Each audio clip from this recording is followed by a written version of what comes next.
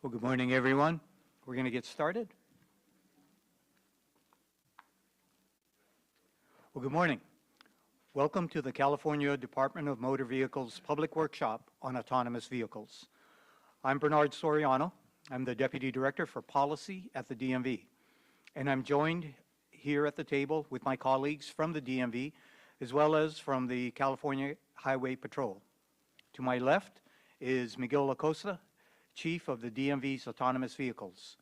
And to my right are Assistant Chief Mark Hedrick from the CHP's Enforcement and Planning Division. And to his right is Captain Nick Doko, who is the commander of the CHP's Commercial Vehicle Section. Collectively, the four of us will be conducting this public workshop. And I'd like to stress that this is a workshop, as opposed to a public hearing being conducted as part of a formal rulemaking process. So at this time, comments will not be transcribed nor entered into any future rulemaking record. And the department will not provide a formal response to the comments received in this workshop. However, this discussion will help inform what an autonomous vehicle rulemaking would look like. Our primary focus is on the safe testing and operation of autonomous vehicles and the safety of the public who will share the road with these vehicles. Today's session is being recorded and will be available on the DMV's website shortly after today's event. We want this to be an interactive session. We want to hear from you, the stakeholders, on what we should consider. We recognize there are unique safety, inspection, enforcement, and permitting considerations with autonomous vehicles. And your input today will help inform us of the various issues surrounding autonomous vehicle technology, including the heavy-duty vehicle space. So please feel free to provide us your thoughts on these topics. Today's event is being live broadcast on 2 different platforms, on YouTube and Facebook Live, and folks from around the globe are listening in. We welcome everyone participating remotely. For those of you that are participating remotely, you have the opportunity to also provide comments, although there will not be an opportunity for real-time virtual interaction with the 4 of us. For those of you watching our live streams, if you do wish to provide input during the workshop, we ask that you do so by sending an email to autonomousvehicles@dmv.ca.gov. Again, autonomous vehicles, one word, at dmv.ca.gov. Please do that rather than commenting on the live stream platforms. We have staff members that will be monitoring the inbox and will alert us to incoming comments, but we may not be able to share all of them as they come up. Before we begin, some housekeeping and logistics. Restrooms are in the lobby beyond security, and also in the lobby are copies of today's agenda. On the agenda is a QR code that takes you to the current California autonomous vehicle regulations. We will follow this agenda closely. You'll see that it is broken up into distinct topics, and we want to focus on each topic separately. For example, the first topic is heavy-duty autonomous vehicle operational restrictions. Please limit your comments to that subject. We may have clarifying questions and want to make sure we accurately capture the issue before moving on to the next comment. If you have comments on other items, please save those for the appropriate time. If you wish to provide more comments, please form a line, or if you wish to provide comments, please form a line behind the podium. In order to get all of the topics on our agenda, we ask that each speaker limit their comments to 2 minutes per topic. We'll have a timer, and so you'll see it count down. Our questions will come after the 2 minutes are up. The agenda is very robust, and we anticipate taking a mid-morning break and a lunch break. We anticipate concluding by mid-afternoon, but we will go as long as needed. We want to develop regulations that address the safe operation of autonomous vehicles, foster innovation, provide economic opportunity, and address equality and equity. And we want these regulations to work for you. This is your opportunity to help provide input as we work to develop these regulations. And with that, let's get started. Please form a line behind the podium if you wish to provide comments on the first agenda item, which is heavy-duty AV operational restrictions. Go ahead. And as you provide the comments, please state your name and your affiliation so we can properly record this. Good morning. Yes. Good morning. My name is Ariel Wolf. I'm General Counsel to the Autonomous Vehicle Industry Association. I'm here also speaking on behalf of the California Alliance for Freight Innovation. It's an organization of many companies and entities across California that are focused on trying to bring the benefits and the safety gains from autonomous trucking to the state. I'll express at the outset a thank you for convening this workshop, and we look forward to continued engagement on this issue in the many months and years to come.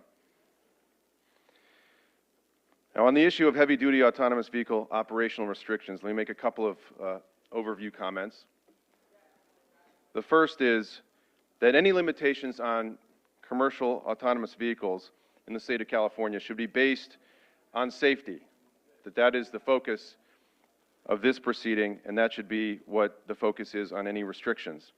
And so to the extent that the DMV and CHP implement certain restrictions, there should also be a clear path to lifting those restrictions.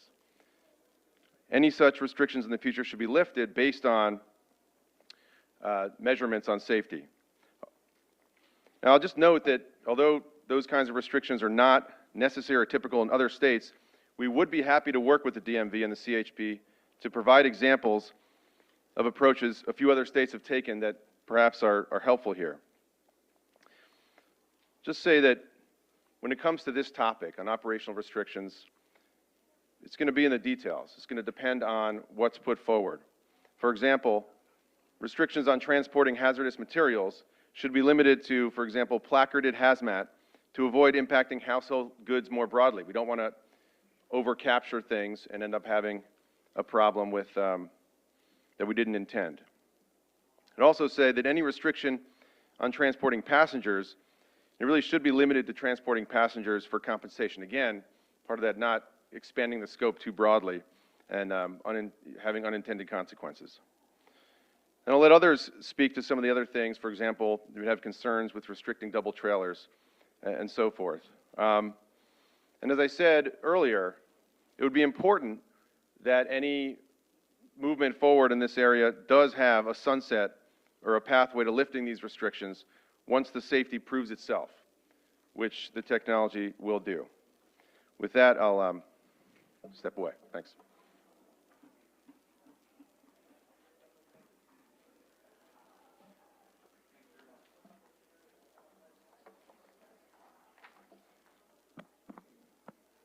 Good morning. My name is Aidan Ali Sullivan, representing Waymo. I'd like to first thank the department and the California Highway Patrol for holding this public workshop. We appreciate the work that both agencies have done as we continue to explore opportunities within this space.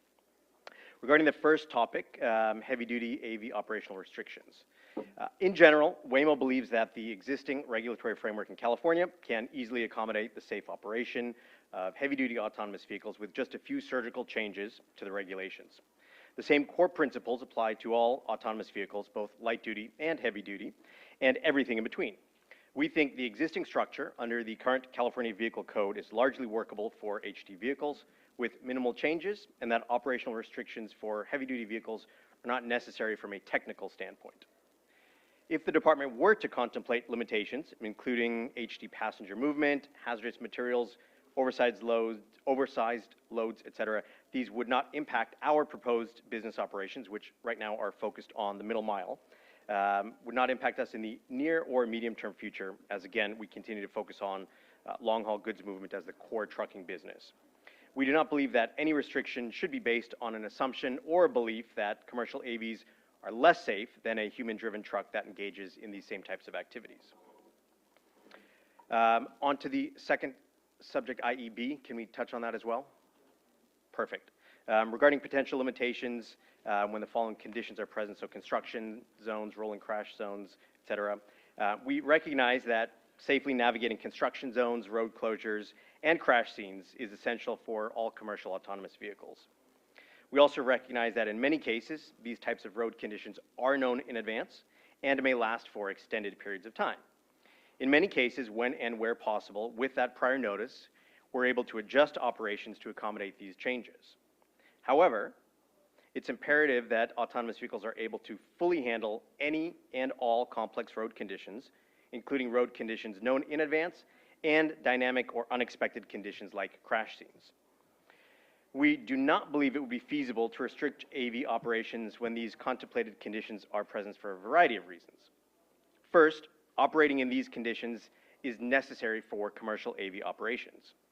In most heavy-duty operations, we envision freeway driving, operations that are really less amenable to simply moving a street or block over, as one can do with light-duty rideshare operations in cases of accidents or closure situations. In contemplated heavy-duty freeway driving, it would be less feasible to reroute.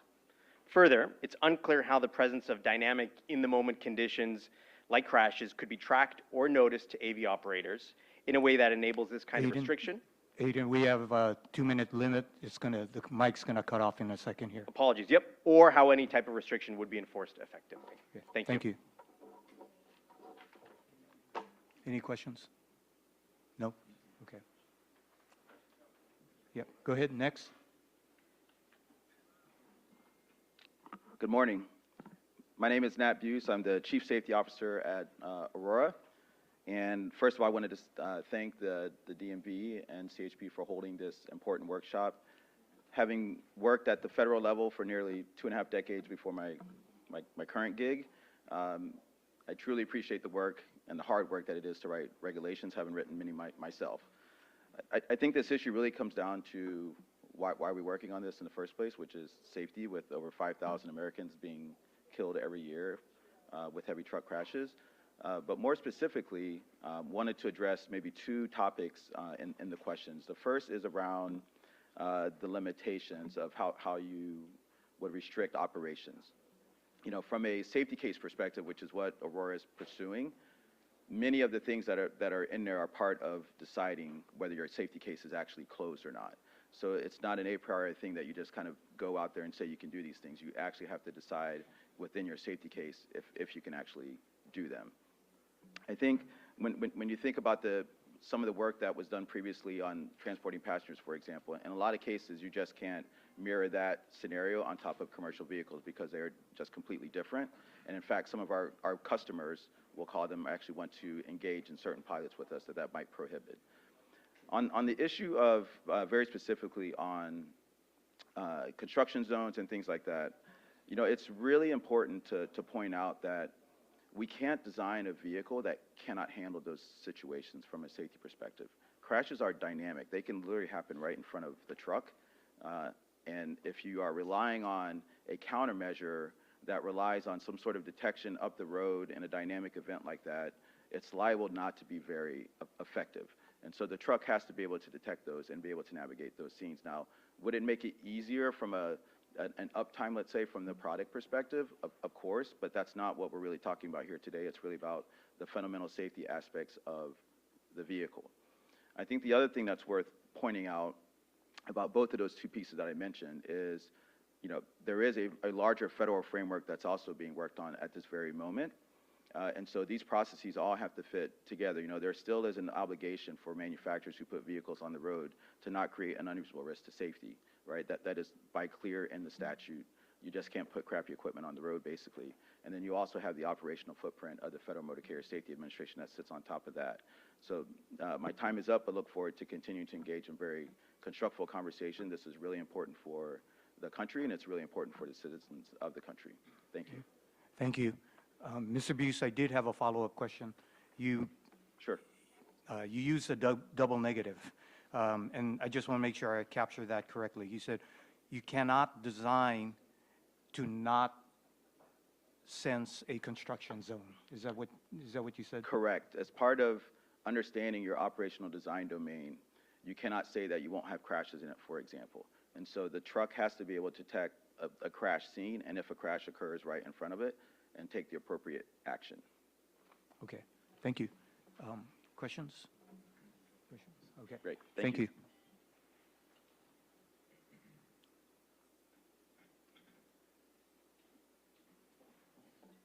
No, no comments? Okay. Any other comments? Please.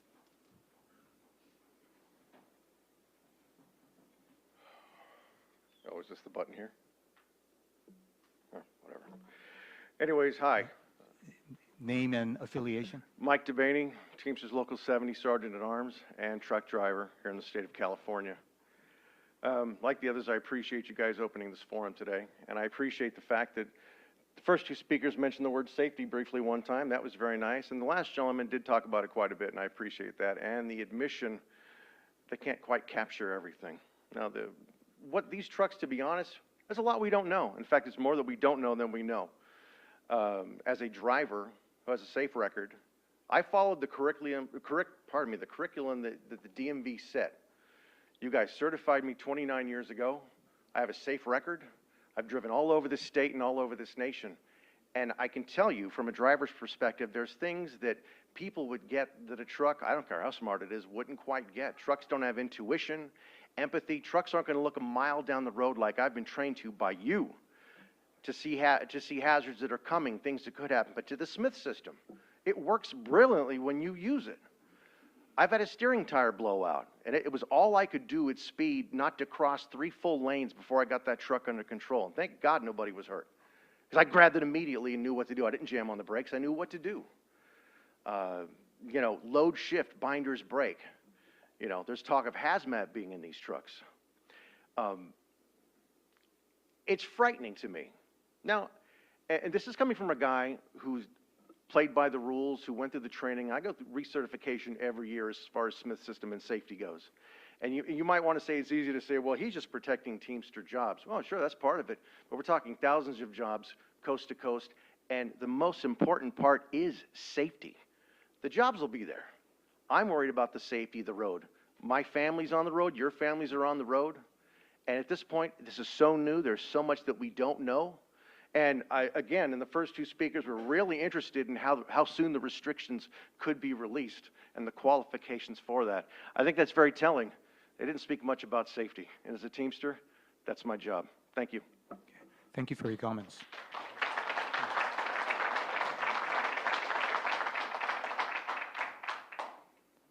Any other comments? I actually have a question for the previous speaker. Yeah, sorry.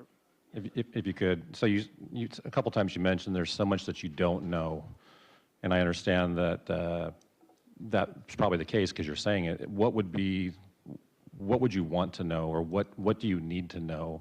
So you're saying there's a lack of information. What information are you seeking? Well, I mean, the unknowns and the unpredictable highway. I think everybody in this room, everybody up there could certainly agree that at some point, somebody has just swerved for no reason and almost hit you, and you've seen their phone in their hand. Clearly, we see it all the time. These are things we can't bank on when they're going to happen, but we know they will happen. And it's more about awareness. It's more about your training and your experience. I can't expect digital code to know these things. I mean, sure, you could say, hey, if you see this in front of you, do this, do that. Okay, fine, that's coding. But it's the things that happen out of the blue that make no sense, that, you know, things happen, horrible things happen. And you need somebody with quick responses to understand and assess the situation that's been in it before. Black ice. What's a truck going to do going over the Sierra with black ice? I can tell you what it's going to do. It's going to go spiraling and hit somebody. At some point, sadly, there's going to be a shortcoming in the coding, because that's the nature of coding. I have friends that are programmers. I get it. You have to refine these things over and over and over. And the testing ground is not the roads of California. It's not. I'm all for testing. I love technology. I think we need, the DMV, the drivers, everybody, we need to embrace coming technology. Absolutely. I don't think we couldn't stop that if we wanted. But the place to have these dangerous and potentially deadly mistakes is not the road.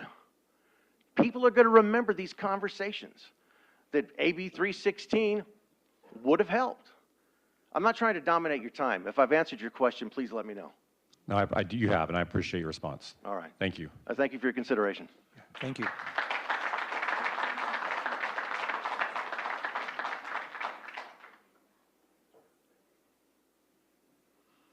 Hey, how you doing? My name is Brian Marshall. I'm a local driver for Recology, proud member of Local 350 Teamsters for a number of years. I've been a driver since 1990, over 33 years, working anywhere from San Francisco to Oakland to Hollister, Gilroy, San Mateo, San Carlos, everywhere in between.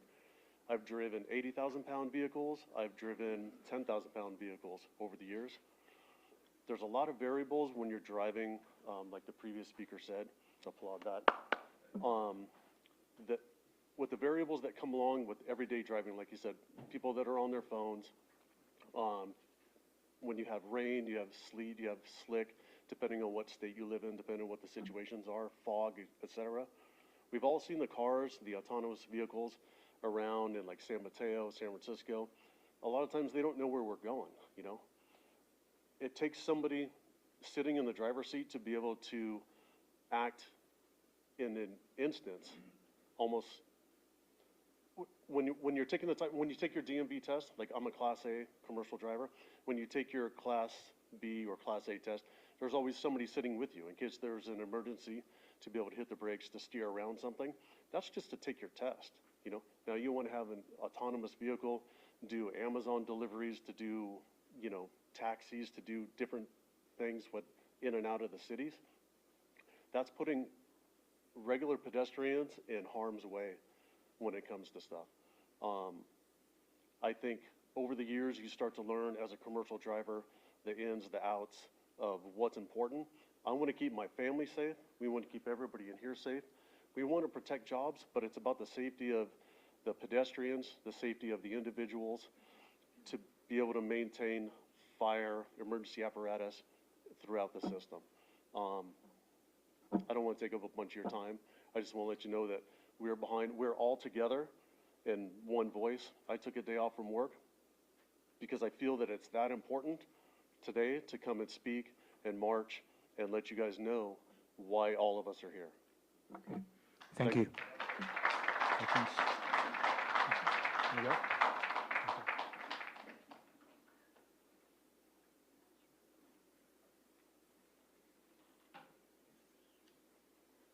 I just pushed this button here. Before you start, I think that button's for the media. I think your button's on the base of the mic. Okay. Yeah, it's already on. Okay. All right. My name is Juanita Smith. I'm here as a Teamster 853 representative, but I'm also representing for pedestrians and mothers and children that'll be on the road. I have a 14-year-old little girl. She soon will be on the road, and I have a lot of anxiety and worries about her. There's experienced drivers out there, and there's inexperienced drivers. And to think that there would be a large 18-foot truck on the road and not be able to notice an inexperienced driver and know how to protect the self and the pedestrian alarms me. I'm also a hazmat certified worker, and I'm aware of all of the chemicals that'll be in the back of the truck. And if they are combined, what can happen? It kind of alarms me that that they're quick to put these vehicles on the road without a proper human being there to relate to the human beings on the road and also to relate to circumstances that happen as a driver. Some things are circumstantial. That's about it. I'm not trying to take too much time, but I think it's important for you to hear from workers and pedestrians and get an insight of our worries before putting these vehicles on the road. Thank you. Mrs. Smith.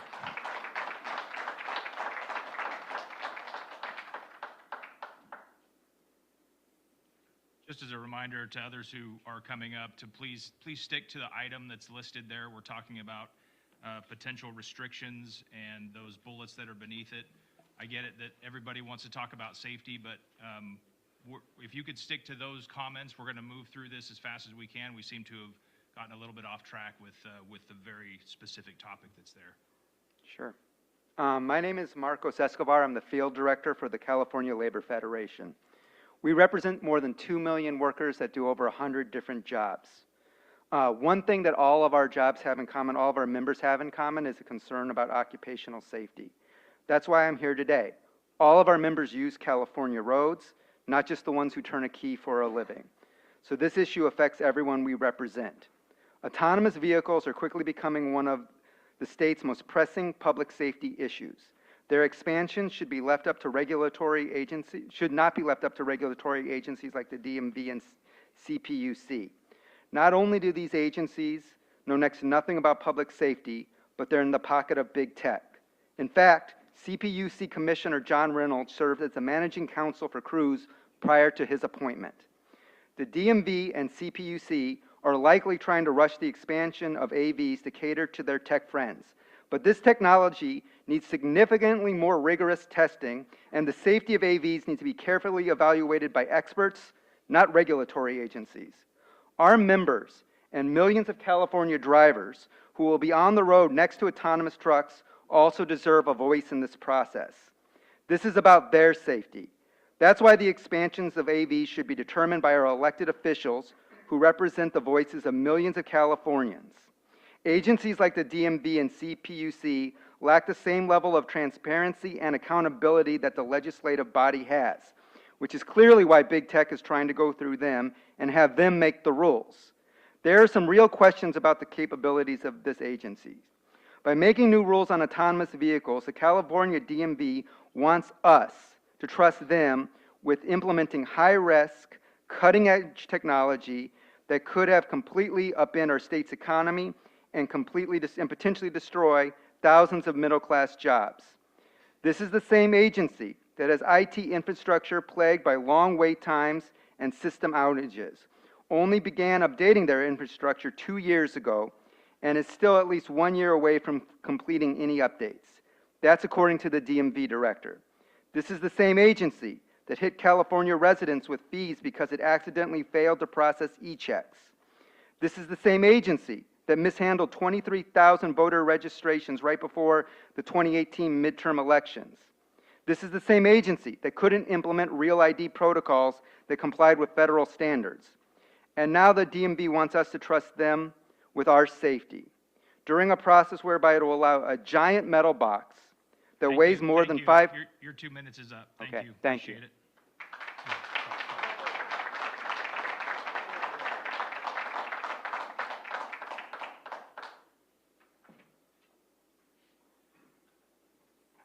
Any more comments? Okay.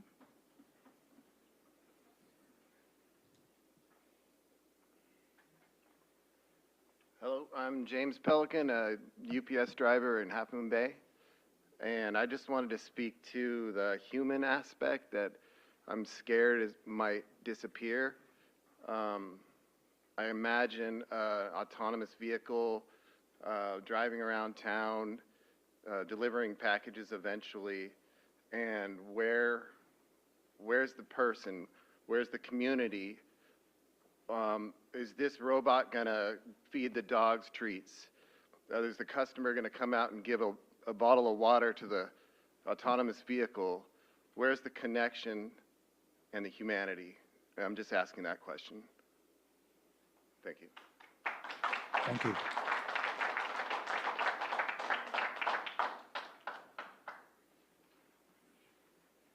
Good morning to all of you. My name is Megan Adams. I'm the president of Smart Local 1741, representing the school bus drivers here in San Francisco. I've been a commercial driver for 14 years and a school bus driver for nearly 8 here in the city.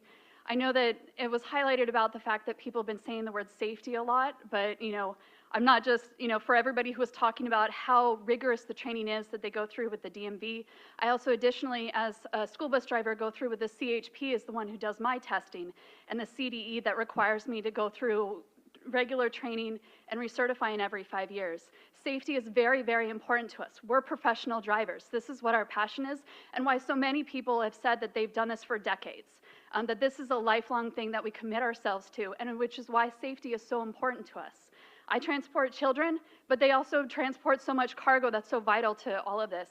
And so that's why us really coming up here and talking about the importance of safety is, we just had a rally and listened to the fire the president of the Union for Firefighters here in San Francisco talk about the issues that they have with just the autonomous cars. Those vehicles that are much smaller than what you're talking about, running into fire scenes, running into emergency situations. We don't have that under control. How can we even start talking about doing something that is so much bigger than just a car? You're talking about trucks. And I'm worried personally as a bus driver about what that could mean, that if we start opening up for trucks, what does that mean for our buses? And you know, I've driven special needs children for 8 years now. I worry, you know, for talking about the human aspect, about making sure that we stay connected to our passengers. And I've been here and I've listened to the Teamsters talk about it before up in Sacramento, about the incredible things that, because they commit their lives to being part of this, about the safety, like the evasions and helping save lives that they have done out on the road. So I know that we've talked about it a lot, but I want to highlight that's how important this is to us, that the lives of the pedestrians, the people behind the wheel, all of us matter, and that's why we put this as foremost. Thank you. Thank you, Ms. Adams.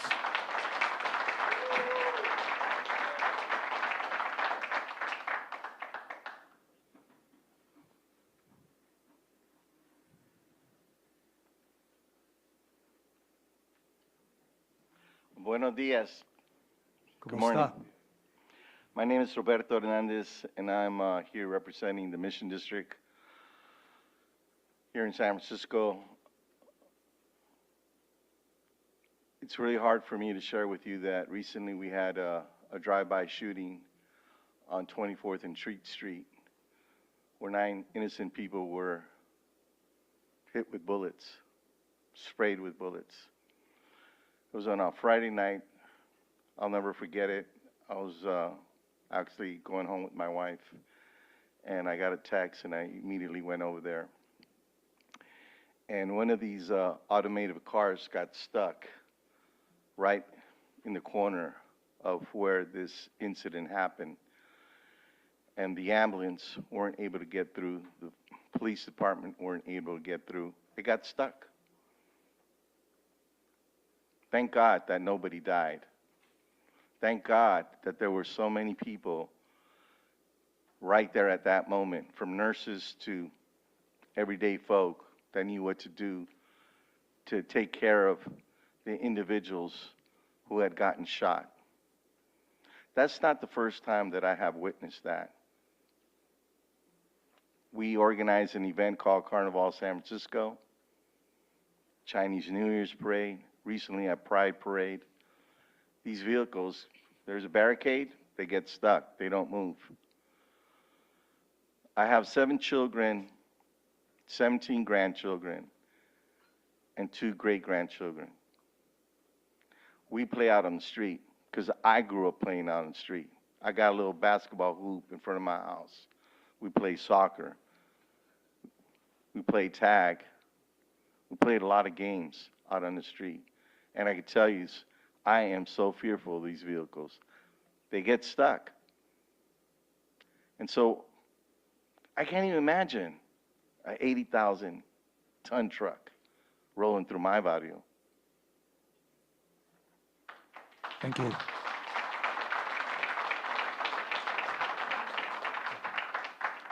Okay, ladies and gentlemen, we're going to move on to the next topic. The next topic is phased autonomous vehicle permitting process and data reporting.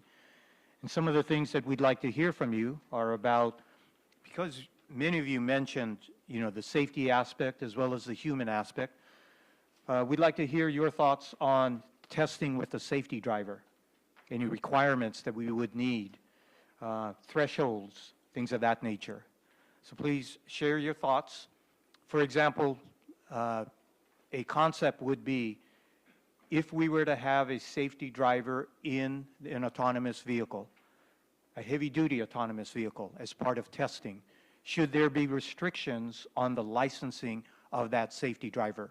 For example, should they have a valid CDL over 5 years or something like that? So we just ponder that, and if you have any comments with regard to testing with a safety driver, thresholds, metrics, things of that nature, please feel free to comment. And again, please state your name when you approach the podium. Go ahead.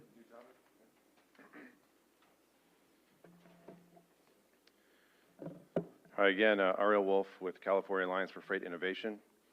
I'm going to take just a second to respond to something before, and then I'll just quickly touch on this topic here. Once again, I'll just say, on behalf of industry and many stakeholders representing millions of California employees and residents, we're grateful for all the feedback and input in this public workshop. What I'll also say is, on behalf of all of those, including folks, victims of crashes and families, no one has a monopoly on frustration and concern with respect to this process.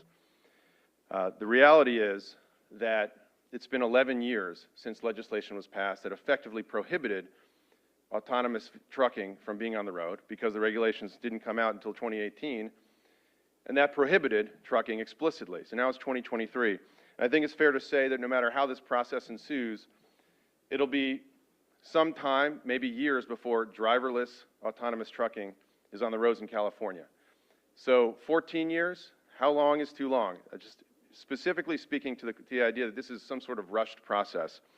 We're talking about getting to closer to the 2-decade mark before this technology is permitted to be on the roads in California. And that's while other states have started with rigorous oversight to allow it to take place.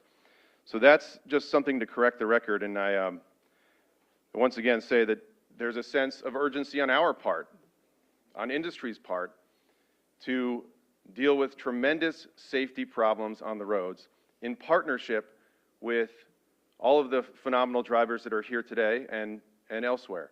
So this is something that we care about deeply. Now, with just 10 seconds left, I'll just note, and I'll reserve some time after others are able to speak, that with respect to training, we ask that the training protocols be the same as in the light-duty context, that a singular training protocol or qualification is unlikely to be practical across autonomous trucking industry due to the variety of operational models and technological systems used by companies operating AV trucks, and particularly with the 10,000-pound threshold with and without CDLs. So there may be more to say on that. I appreciate your time. Thank you, Mr. Wolf. Good morning. Steve Beck, Principal Officer of Local 853, representing over 14,000 members. Many of my members are liquor drivers. Many of them are drivers here in this city of San Francisco. As far as we're talking about safety, we're talking about regulations, we're talking about what can we do to make this a safer industry. I want to talk about how having a driverless vehicle would regulate how our drivers drive in San Francisco. We have places like Tenderloin, 3rd Street, certain places where we have to force companies to put 2 men in that truck. It's not because of the safety on the road. It's not because of the safety of, can I get from point A to point B? It's, can I make that delivery safely to that location, right? How is this autonomous vehicle going to show up in an area? The back door is going to open. How's that product going to get from point A to point B? That product's going to go from point A to truck A, and that truck A is going to drive away with that product. There's nobody there to regulate helping that product get into that store or helping protect the driver.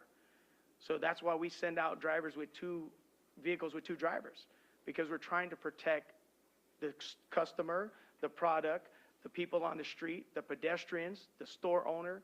That's why being able to regulate these things and testing and safety, that's why that's all important. It's not important simply because somebody wants to line their pockets or somebody wants to do a favor for their friend. We're asking everybody to pay more attention to what's really going on in the bigger scheme of things.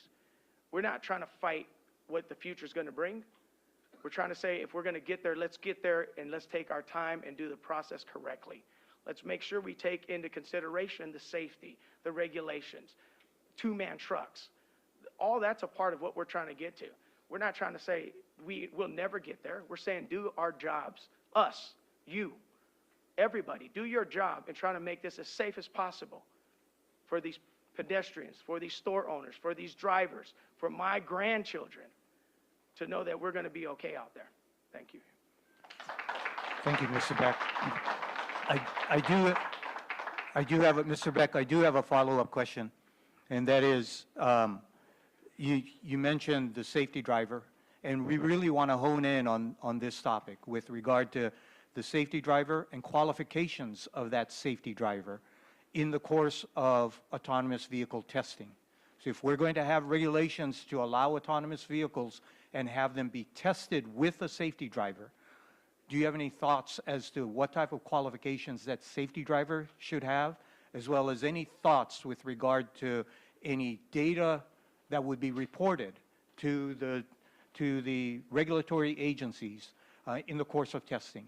Crashes, disengagements, things of that nature. I'm not qualified to speak on that. I'll speak on behalf of my members. My members, the average member that I have working for our local that drives for my liquor industry has 12 years.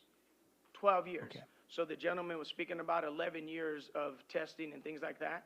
Well, I have guys that are at 12 years and they still have to take tests. And they still have to be, we have inward-facing cameras. We have cameras inside the truck to make sure that they're doing what's right, making sure that they're following the proper procedures and laws and regulations. And we're saying that we're going to take all that away and let this truck just go out there on its own. I can't speak on who should be qualified to make that decision. I can tell you, though, we have concrete drivers that have 25 years. That's all what, as a Teamster principal officer, I listen to the members. And when a member tells me, I got 25 years of service, I've done this for 25 years, that won't work, I'm going to listen. And I'm going to ask questions. Why won't it work? Can you give me some information? I want to understand that. I don't simply say, well, that's just you. You're saying it's not safe. Let's go ahead and move on. Okay. So those are the type of things that we're just asking. Just listen. Please understand what the plight is here. It's not to stop anything. It's to make sure it's safe enough to be able to move forward. And if you can't do that, then you got to stop it. And you have to take the process into consideration. Okay. So Thank you.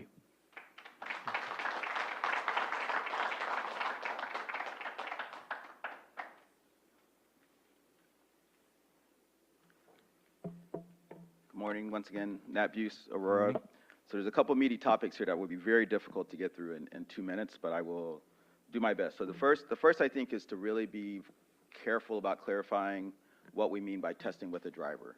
So there's kind of two use cases we're talking about here. One is during development, and the other one is after development, if you prove that you closed your safety case, that you now want to remove the test driver from behind the steering wheel.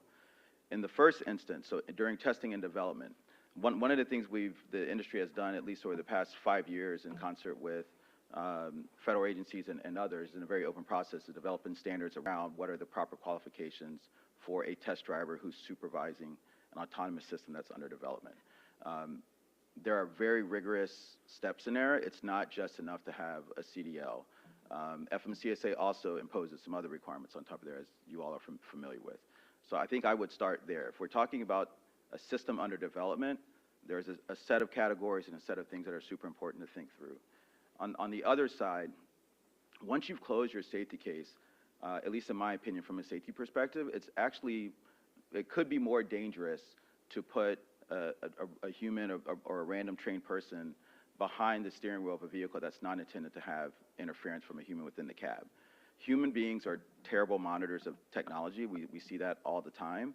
And without other safeguards, you could have a situation where maybe they're zoned out for a while and then they think they need to take control and they grab the steering wheel or stab on the brakes or something like that because they've lost situational awareness of what's happening around them, kind of putting the truck in a position that it wasn't supposed to be in the first place had it just been able to do what it's supposed to do. On the data reporting side of things, because again, running out of time, as folks know, but just kind of in general terms for the audience, NHTSA has a very rigorous process right now where companies have to report everything that happens to an autonomous test vehicle and a deployed vehicle to them. So certainly crashes is one of those, but that reporting goes well beyond crashes.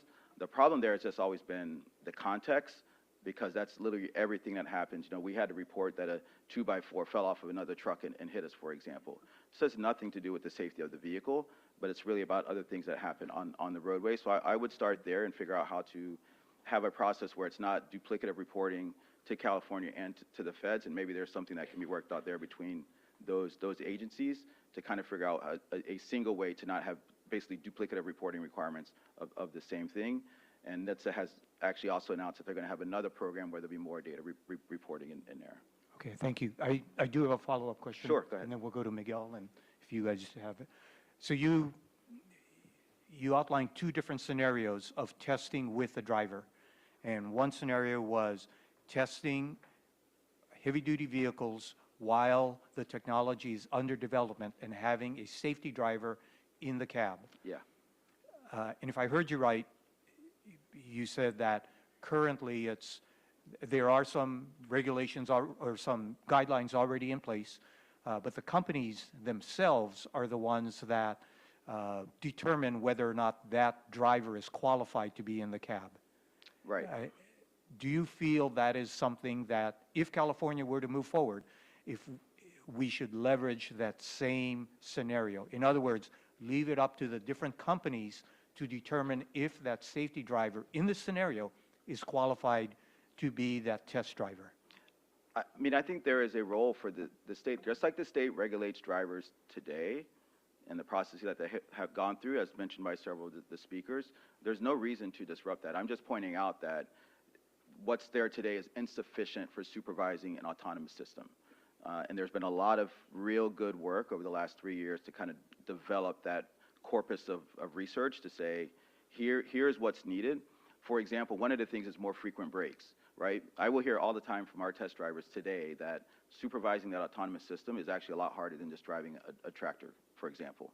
And so we have a whole fatigue program around that where they are allowed to have, or not allowed, but take more breaks at will, right? We don't have a policy where, they're not allowed to, and we're more concerned about getting them from point A to point B. It's really up to them. So it's a self-reporting program, but we monitor it on the safety side. It's just one small example of why it's different. Okay. Thank you. Miguel, I think you had a question, and then Nick, you had a question. So Ned, you mentioned your safety case, closing the safety case. What safety performance indicators, SPIs, would you suggest when you're talking about closing that safety case and say moving, let's say, to the next level of permitting? What can you share with us on that? Yeah, thank you for the question. So on the test and development side, one of the main components of that safety case is not necessarily the performance of the system itself, right? So the system goes through lots of different tests before it even gets on public roads. But then once it gets there, one of the things that we're trying to guard against is uncontrolled behavior. So the safety case, in that sense, the SPI that we're looking for is, are those control parameters violated? So in other words, if we have a test driver sitting there and for whatever reason the truck does something that it's not supposed to do, we have designed the system in such a way that that driver can always take control of the system before it reaches some situation where it's, say, breaching a lane or doing something, I think a gentleman mentioned screaming across 4 lanes of traffic. That cannot happen in the way our system is architected under a test and development situation, all right? Then on the other side, yes, as we get closer, and we've actually shared quite publicly our closure case for closing our driverless safety case. So right now we're in the last reported number was 46%. We're going to have a new number coming out here soon. In the context of that, we are developing currently what are those key safety performance indicators. But what we're using those for, and it's really important to understand this, is whether there are claims in our safety case that are broken.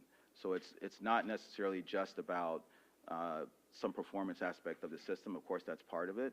But there are other pieces that we care a lot about. So for example, if we have an expectation for how many times we might have a minimum risk maneuver because something happened, right? We want to be able to have a safety performance indicator that's measuring that over time to figure out if that got violated somewhere in the process.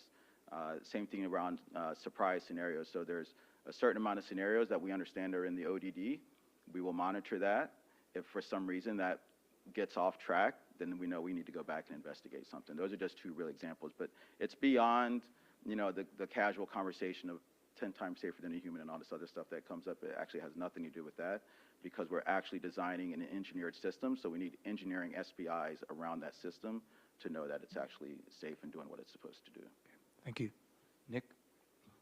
Hey, sir, is there a standardized methodology for safety cases, like an SAE standard? There is. There's a couple out there.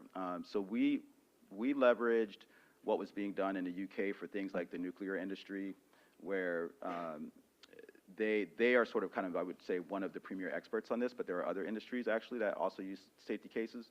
Medical devices is another one. And what the Underwriters Laboratory has developed a standard for safety cases. And it outlines sort of how you build a safety case, what are the claims you should think about, and even goes through some examples of things you might want to consider as you look at specific claims. And that standard has been, is now on its third rev. Is there anything proprietary in that safety case? Not in that standard, but certainly as you build your safety case, the evidence, because we're talking thousands of pieces of evidence to close a particular driverless safety case, there could be, yes, in that situation, certain business proprietary secrets, kind of how we solved autonomy, for example, is one of those. But there are other aspects that are in the public space where, you know, I mentioned the standards for how we think about test drivers. So in our VO safety case, that evidence would be what is already actually in the public domain that we've already put. And that's easily accessible? It's easily accessible, at least for our case. And I think, you know, if there is a process by which, you know, this rulemaking process would want to have those exposed in some different way, I think that would be certainly something worth considering. Thank you. Yeah. Any other questions? Okay, thank you very much. Yep, thank you. I'm Mike Devaney, Sergeant at Arms, Teamsters Local 70. I'm comforted to hear that there are currently drivers in these trucks testing them out. I don't see why that can't continue. I mean, risk assessment never ends, hazards never end, and apparently there's already a mechanism for this to happen, so I don't think it's out of the question. As far as who should be in these trucks if they were to be in there ongoing, I would put to you that you are the DMV. You are the sole grantor of a license to drive a truck. Driving is a privilege and not a right. I don't think you have to go anywhere outside of your own standards to determine who should be in that truck.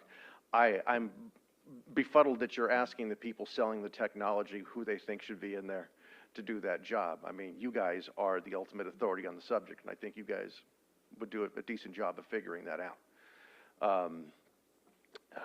Shoot, I had another point. I did. Quite some time. Again, I think there's every reason to keep people in these trucks. Maybe not forever, but for the time being. I mean, talking about that a truck can't cross 4 lanes, bet me. That it can't happen with their trucks, bet me. I've seen it happen with vehicles that it shouldn't happen with. I don't believe that we can't work together. I don't believe that. I refuse to believe it because we're going to have to. The two extremes are going to come together. But I think it needs to be done safely, and I think it's important that, from my perspective, that no driver that isn't less qualified, the driver should be qualified in everything that a truck may carry. That driver not only should be a Class A license, he should be hazmat, he should be tankers, he should be doubles and triples, whatever may be in that truck. That driver should be able to respond. And to the comment that people are a bad judge of technology, well, those same people are coding that technology, so are we good or are we bad? But thank you for your time. Mr. Baines, I do have a follow-up question. Yeah, no problem.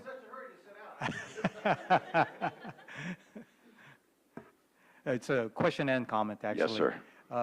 So thank you very much for your comments. The reason you're right, the DMV can make that determination in terms of the qualifications, but we want this to be an open process and a collaborative process. And so that's why we're asking you and everybody else about what your thoughts are on this.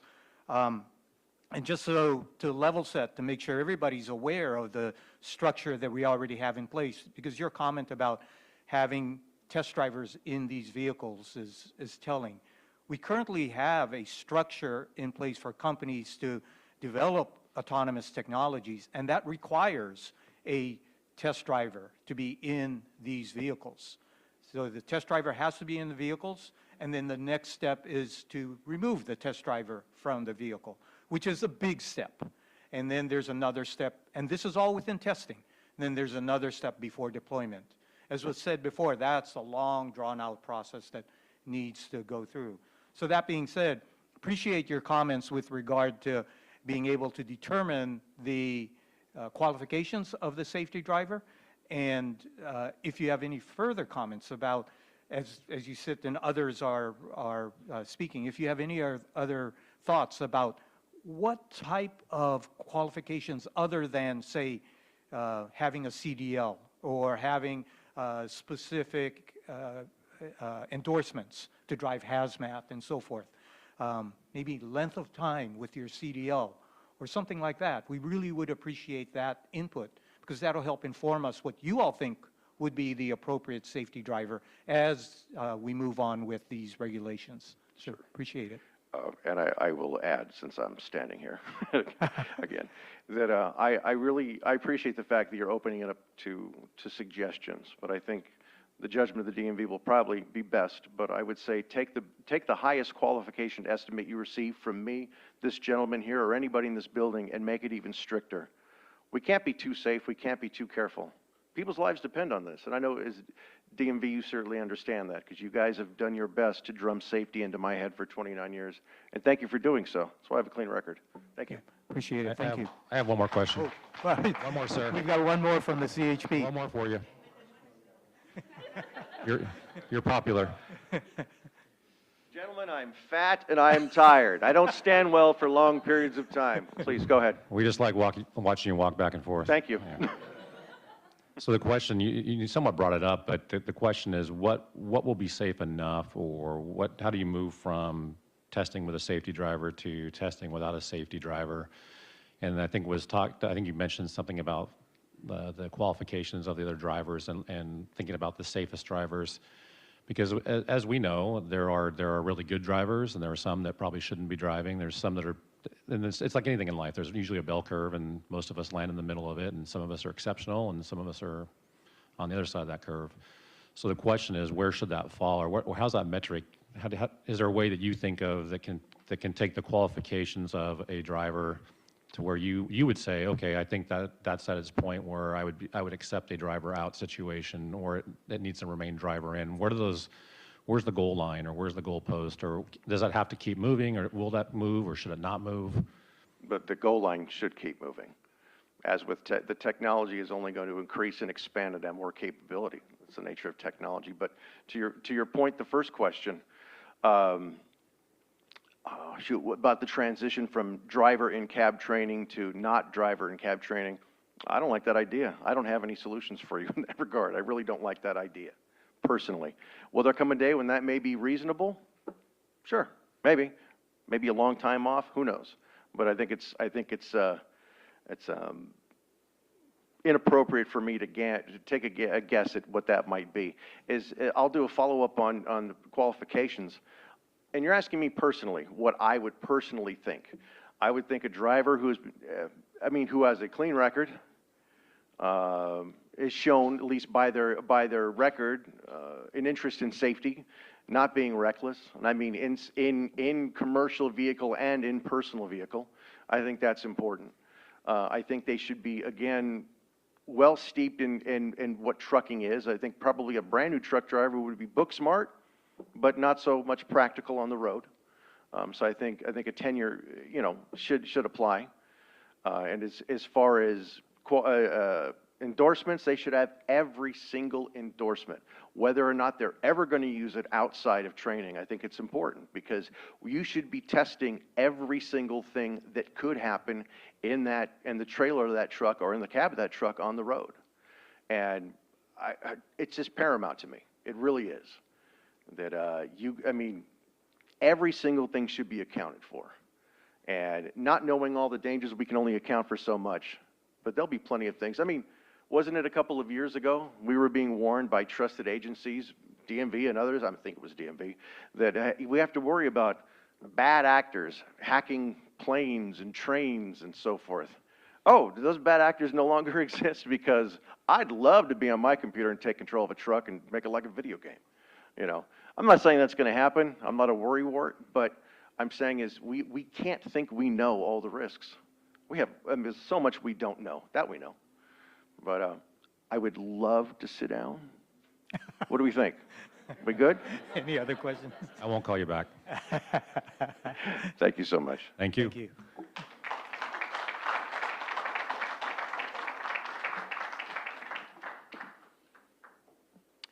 Good morning, Aiden Ali Sullivan, representing Waymo. I will watch my time.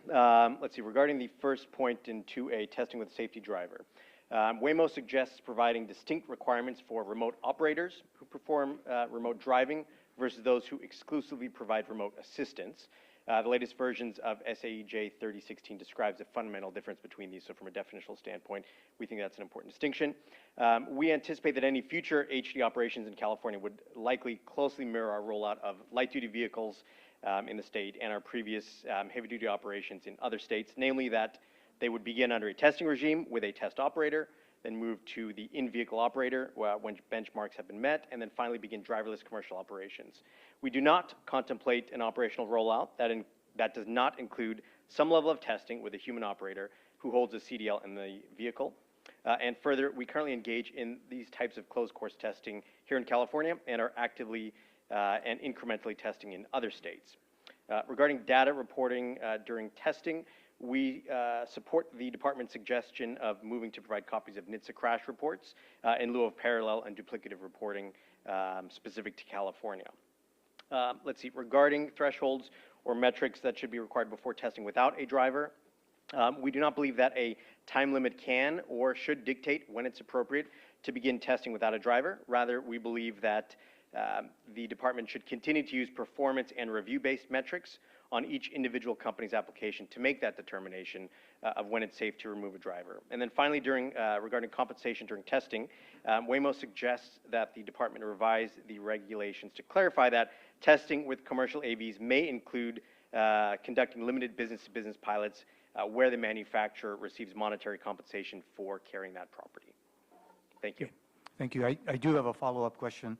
So, Mr. Ali Sullivan, you, if I heard you right, you said, or Waymo feels we should keep the same structure with regard to a test driver in heavy duty as we already have in light duty vehicles. And so that test driver qualifications are not at fault in any crash, no DUI, and 3 years, no DUI in the past 10 years, no at fault in the past 3 years, no more than 1 point on their license in the past 3 years. Waymo feels that same criteria shifted to a CDL would be adequate? I can't definitively say how the department should make that determination. However, our expectation is that should this move forward, it would be very similar to that light duty experience with restrictions that the department deems necessary. So to put it simply, I don't anticipate that there would be significant opposition from us should that be the path that the department wants to move forward with. Okay, thank you. Miguel? Question, you mentioned the remote assistant distinction. Thoughts about the remote assistants having CDLs, actually being commercial drivers themselves? I would not be able to give you a determination at this time on that, but happy to further respond to that at a later point, Miguel. Okay. And just so the audience is aware of what Miguel's follow-up question again is, we're talking about the test driver in the vehicle. Miguel's question was on anybody that's remotely monitoring the vehicle in the course of testing. Should that person that's monitoring the vehicle also be properly licensed with a CDL? That's the open question that we're also asking. So thank you. Thank you. Oh, sorry, you can't sit down yet. Sure. Oh, and Nick's got one too, just to line them up. So you did mention that performance and review-based metrics should be used when considering moving from a driver in to driver out type scenario. Yep. What are those metrics in your mind? What should we use? What should be used to determine that? There's a variety of determinations that the department can choose. I would anticipate that it would look very similar to the light duty metrics that you currently have. I can't speak to what you should or shouldn't make as a determination, but I think there's a variety of things that you could look at based on sort of the metrics of what the company has done and the body of work that they've provided to you to make that determination. And should those metrics be the same for every company? Again, that determination will be up to the department. I think each company will likely approach this process differently. However, having some level of standardized expectations at the department level would likely make sense. Thank you. Nick? Hey, sorry, I heard you mention other jurisdictions. Correct. Was that in reference to the testing that's occurring in other jurisdictions? And That was in reference to operations that we have outside of California. should the department or the departments consider testing results from other jurisdictions? Again, up to the department how they determine to move forward. I think that the experience and the work that companies have done that is applicable to what operations in California would look like, i.e. like for like, should be taken into account as companies look to move forward here in California. So short answer, yes, I think that the experience in other states should be part of the body of knowledge that the department looks at. And in much the way that CIDLIS, or the Commercial Driver's License Information System, works, would negative experiences also be, I would assume, be considered as well as the positive ones? Correct. Okay, thank you. Yep. Thank you. Oh, we got one more. Yes, please. Question.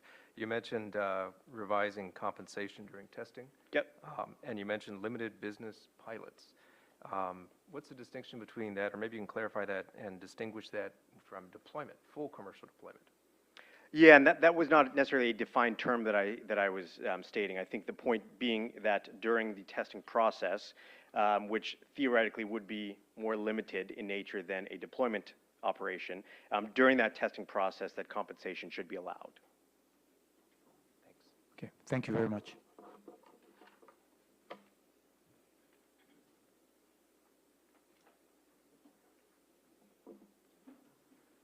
Good morning. My name is Drew Cooper, and I'm with the San Francisco County Transportation Authority. So could you speak closer to the microphone? Sure, sorry. My name is Drew Cooper, and I'm with the San Francisco County Transportation Authority. We're the congestion management agency for San Francisco, and we'd like to thank the DMV for holding this hearing today. We appreciate in particular the DMV's willingness to revisit components of the AV light-duty permitting process, in particular with a focus on performance evaluation, safety and operational evaluation, incremental performance-based permit expansion, and certification of road readiness. San Francisco has valuable expertise and on-the-ground experience to assist the DMV in refining its regulations, and we offer our partnership. We have on-the-ground experience with testing and deployment of AVs on our city streets. We have worked for years with TNC and AV data reporting requirements and have done leading research on the impacts of TNCs on transportation in San Francisco. The DMV does not need to start from scratch with data reporting requirements. The CPUC's recent AV data reporting staff proposal and workshop provides a strong foundation, and we encourage the DMV to coordinate with the CPUC and NHTSA and others to harmonize reporting requirements to reduce reporting burden for the companies and to make data consistent and easier to use by analysts and by the public. The purpose of collecting all of this data is for performance evaluation. That performance evaluation then should inform permitting decisions and provide the public with valuable information about the impacts of this technology on the public transportation system and safety. To support this, data should be reported at every phase of deployment, from testing with a safety driver all the way through full driverless deployment, and should not end when a company receives a deployment permit. This is important because based on human driving, some severe events like fatalities and injuries may not occur until hundreds of millions of miles have been driven. Finally, we propose that, like humans, automated driving systems should need to pass basic driver's tests to ensure that they are competent to operate on public roads. Again, we thank you for this opportunity and look forward to collaborating. Any questions? Yeah, thank you.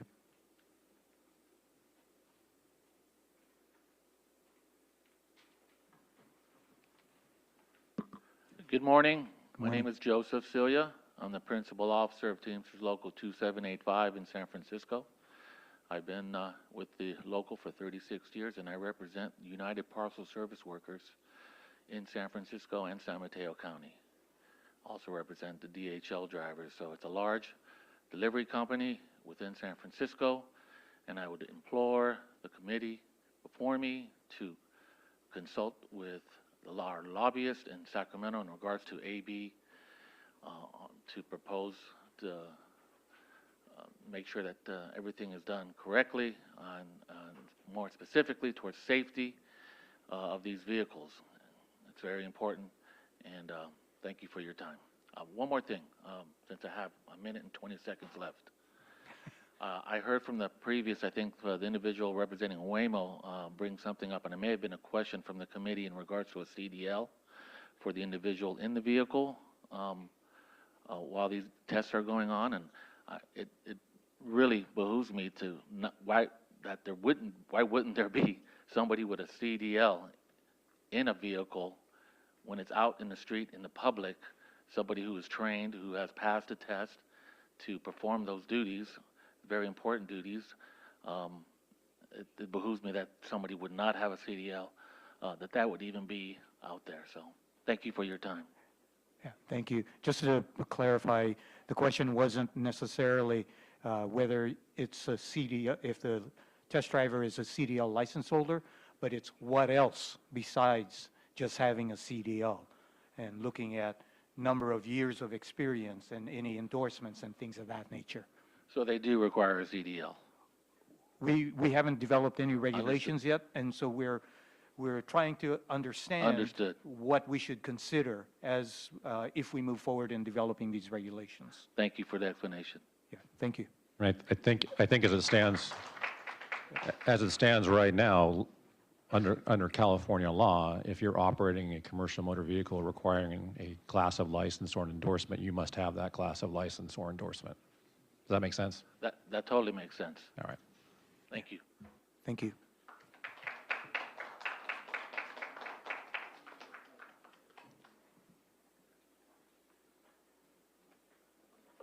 My name's Steve Kenner. I'm the Vice President of Safety at Kodiak. I wanted to just supplement some of the comments that Mr. Buse made about the safety case and your question about standards. At Kodiak, we also follow a safety case approach. It's a comprehensive methodology to address, the safety of, these kinds of, important systems and make sure that you can, make the case that you're safe to operate on public roads in whatever vehicle and use case that you're doing. The standard you referenced was the United Laboratories 4600. And at this point, it's a voluntary standard, but I think it is a body of work that's excellent, and I think a lot of the autonomous companies are using as a reference to be able to say, what is all the comprehensive categories of safety. But it's for driverless vehicles. It doesn't include the sections that you were asking about relative to a safety driver and their qualifications. However, I'd like to point you to two other standards. One is an SAE standard, J3018. That standard is guidelines for the safe on-road testing of autonomous vehicles that are level 3, 4, and 5, and I think that's a very helpful reference. The second one is an automated vehicle safety consortium best practice, and that one was for the in-vehicle fallback test driver. So I think both of those vehicles have elements that are worth evaluating as you're considering the regulation. It's bodies of work that had, a group of people that all came to an agreement on, what's important, there, and I think it's worth reviewing as you're going through this process. Thank you, Mr. Kenner. Any questions? No? Okay, thank you.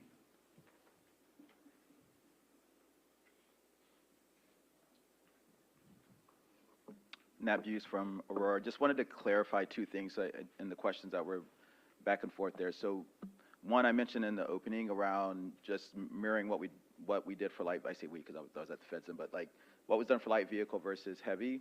This idea of a driverless test on public roads is actually a little bit confusing, right? Unlike the rideshare piece where there's like whitelisting and all this other thing that people are trying to do to prove a business model, that is fundamentally different than what we're doing on commercial trucking, where it is a a tool, a business-to-business tool, right? And so I think as y'all are thinking about that, that's why I kind of draw a very stark difference between it's either has a driver in the vehicle who's responsible for some tasks versus not. Because I think it's a little bit confusing even to me as a safety person, but I'm sure to a lot of people in the audience, like, why would you ever quote-unquote test with nobody in the vehicle? You're either doing it or you're not, and it goes specifically to having a safety case that's closed for its specific purpose, if that makes sense. You can ask me a follow-up question. And I think on the second point, this idea of remote assistance versus remote operations. And so J3016 is super clear on the difference between those two things. And just for purposes of clarity, it's not clear in my mind that you would impose very graduated or kind of the most severe training requirements, certifications, et cetera, on an individual who literally is supposed to be, in one case, if they're just overseeing or supervising, versus trying to manipulate the vehicle. And I think forcing companies to be super crisp about what they're doing in those use cases, I think is tying it back to the standard, is the way that then you all can think through what are the proper qualifications for said individual, right? So again, if the person who is remote, overseeing is literally not having any control over the safety aspects of the vehicle, I think that's a fundamentally different use case than someone who's joystick driving or whatever the case technology they might be using to do that. And to be clear, Aurora's not doing that latter case. Okay. I do have a follow-up question, Mr. Buse. Then you, just so I understand, what you're saying is that remote operation is different than remote assistance. Yes. So someone outside of the vehicle overseeing the testing of a heavy-duty vehicle has two different functions: overseeing versus having the capability to operate the vehicle. If you have the capability to operate the vehicle, you feel that that person should be properly licensed with the CDL and other requirements that would be commensurate with operating the vehicle. If that person is overseeing the vehicle, perhaps those requirements do not need to be in place. Right, they're just different, right? If someone is driving the vehicle remotely, and I understand there are technology companies that are working on that, to me that is a separate level of safety and responsibility and requirements than if that individual is more like a dispatcher and just overseeing the vehicle and is available if the vehicle is stuck in some situation, some rare situation, or whatever the case may be. The fundamental aspects of safety, if they rely on the vehicle, that's different, right? Like the vehicle has to be responsible for everything in that particular use case. If someone is saying, well, no, I'm going to allow the remote person to, remote drive the vehicle in a certain situation, I think that is fundamentally different and requires a different level of effort and a different level of safety. Okay, thank you. Any questions? Nick? Just one more clarifying question. Yeah. Would it ever be a case where a remote assistant would make a vehicle move versus a remote operator? And no, I think in one case, right, like in the remote case where we'll call it joystick driving, because I think everybody can have a very visceral reaction to that, right? They're driving through a screen or however they're doing their technology, that's different. If someone is saying, I'm going to suggest to the vehicle to go to this different spot, but then the vehicle is the one responsible for making all the decisions, that's different. Because again, the vehicle is still fundamentally responsible for all the safety aspects on board, right? Suppose the connection drops out. You can't have the truck all of a sudden be in a state that it's not supposed to be in if that is your primary use case, is the safety aspect of the truck itself. And so yes, in my mind, from a safety aspect, and again, J3016 is very clear about that, remote driving is a fundamentally different use case than kind of oversight and making suggestions, much like a dispatch person does today, right? They'll call a truck driver and say, hey, there's weather up ahead, or whatever the case may be. The dispatcher doesn't have to have a CDL in that use case, right? They're a fundamentally different part of the business versus, and again, I know some technology companies are working on this, and I know the terms have been a bit confusing, where they are literally driving the truck remotely. And I think those are different. I think, Miguel, did you have a question? Thank you. Yep. Thank you.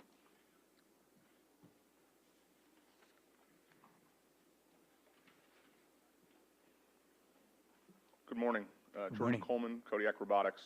First, thank you very much to the DMV and CHP for convening this opportunity for discussion amongst interested parties. I'd also like to thank the truck drivers in the room for taking time out of their days, taking time away from work to discuss this critical safety technology. We're only going to be able to solve this problem together by pulling together the points of view and interest of all relevant stakeholders. I wanted to come up to kind of double click on a comment made by Mr. Buse regarding the difference between testing and deployment in autonomous trucking. We share the viewpoint that there is no such thing as on-road driver-out testing of these vehicles. The work that needs to be done in order to prove the safety cases mentioned can be completed with driver-in safety drivers actively monitoring the systems as they're done today, work in simulation, heavy work in simulation, to be able to handle some of those edge cases and other potentially dangerous scenarios and not do so on road, as well as work done on closed course test tracks, including driverless testing on closed course test tracks where you can control the variables as well as other actors in and around the scene. With that background, to a comment made earlier, we fundamentally believe that compensation during the testing phase is critical. I think we can safely say to everyone in this room that we believe that carriers and shippers should pay their fair share for work that's being done. I think that is a common interest for everyone in this room. And we need to move goods. We need to test with various types of load, reefer loads, drive-in, various kinds of things in the back of the truck, different weights on axles, et cetera. And the best way to do that is to do that carrying actual freight. Otherwise, in addition, you would require essentially two vehicles to make the same trip. We could do one with an empty trailer loaded with sand or some other placeholder. Another truck is simply going to have to drive, therefore only increasing vehicle miles traveled, increasing the impacts from a fuel emissions and other perspectives that I think we as Californians care deeply about. And lastly, noting that my time is coming to an end, on a personal level, I also want to make the statement, there have been a lot of discussions in this room about wanting to make sure that we protect our children, our grandchildren, et cetera. I'm a father of 3 young children who were born and raised in the state of California, who are on the roads in San Francisco and on the highways in and around the Bay Area on a daily basis. I care deeply about safety. My colleagues within this industry care deeply about safety. We are mission-driven people who want to help put this technology on roads to help save lives and make a safer and better world for my children and everyone's children. And I just thought it was very important to make that statement. Thank you. I do have a follow-up question, and it's on the compensation piece. So you mentioned that it is critically important to have a compensation regime within testing, both, if I understood you right, both with testing with a safety driver and testing without a safety driver. In both of those scenarios, companies should be able to be compensated for in the course of testing. If that is the case, how would you segment and delineate testing versus deployment? Yeah, thank you for the question. I think from our perspective, there is no such thing as driver-out testing. It is incumbent on us to prove to you all, our regulators on the federal level, law enforcement countrywide, state DOTs, state DMVs countrywide, and prove that it's safe enough before we ever remove the driver. Once we've done so, we're no longer testing. We are in deployment and we are in commercial deployment. However, there is that requirement to test with various load types while a driver remains in the cab, and I don't think it serves the public interest, any of our regulators' interests, drivers' interests, or otherwise, for us to not be able to charge a fair rate to shippers and carriers for the goods that we move.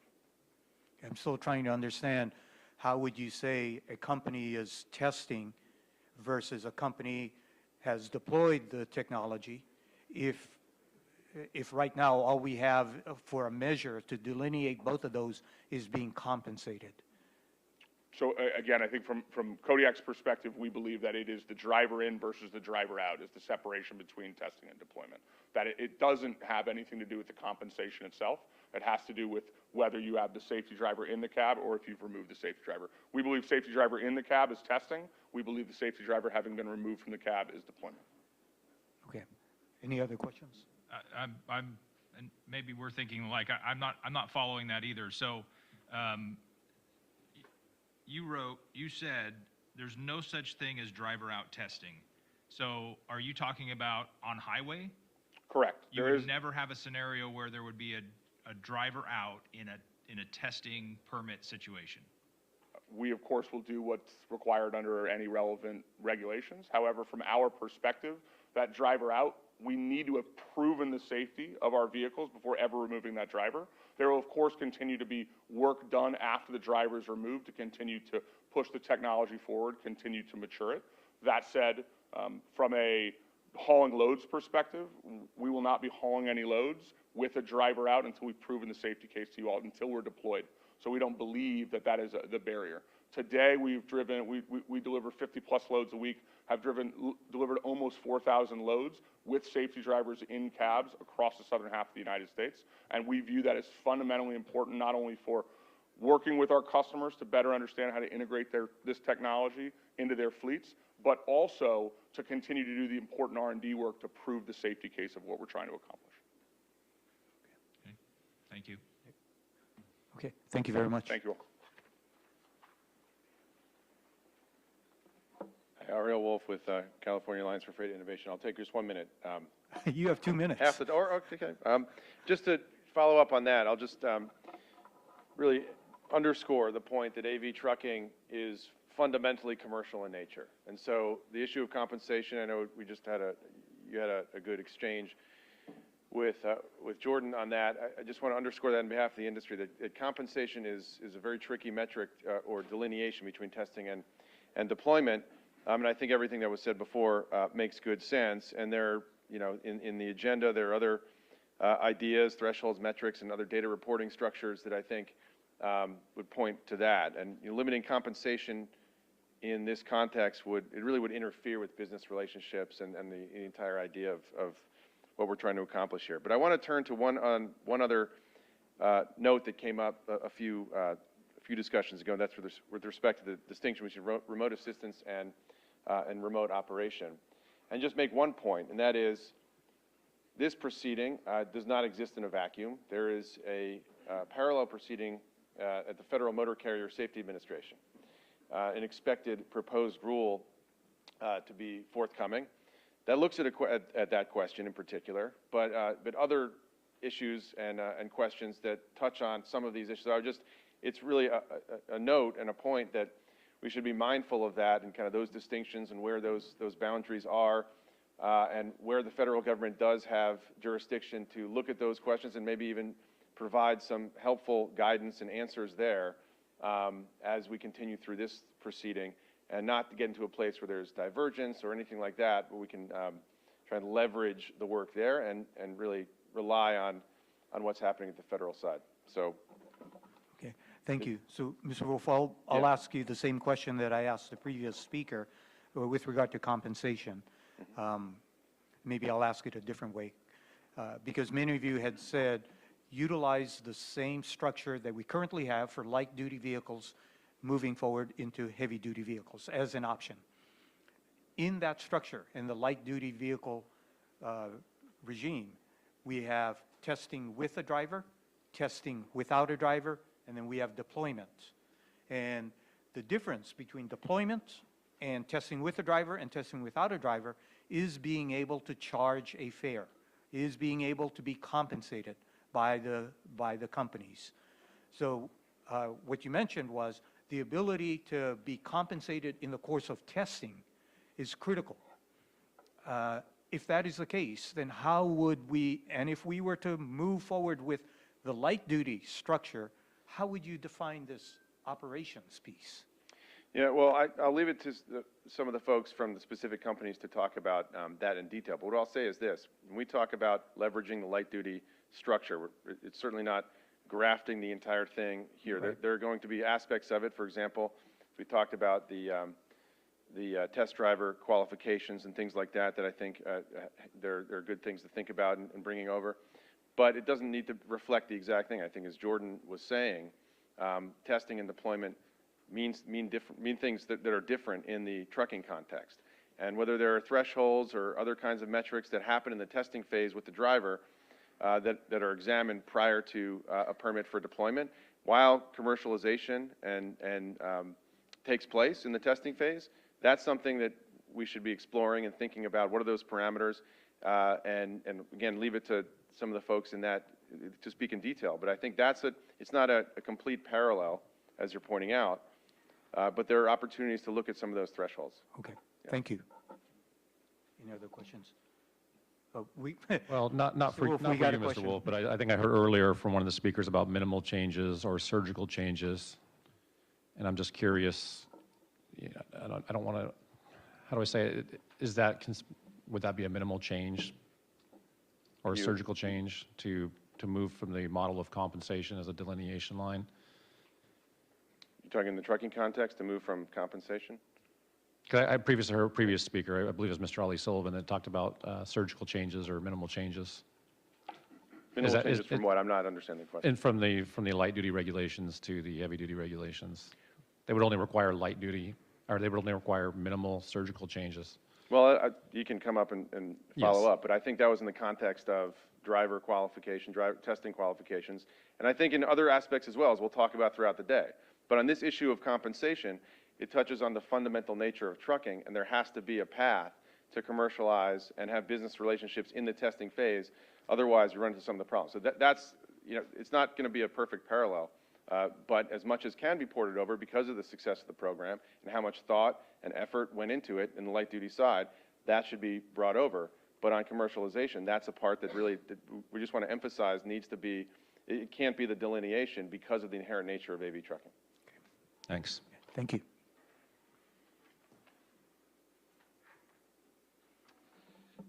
Good morning, and thank you for the opportunity to speak and for this important process. Really appreciate it. Rich Steiner, Head of Policy at GADIC.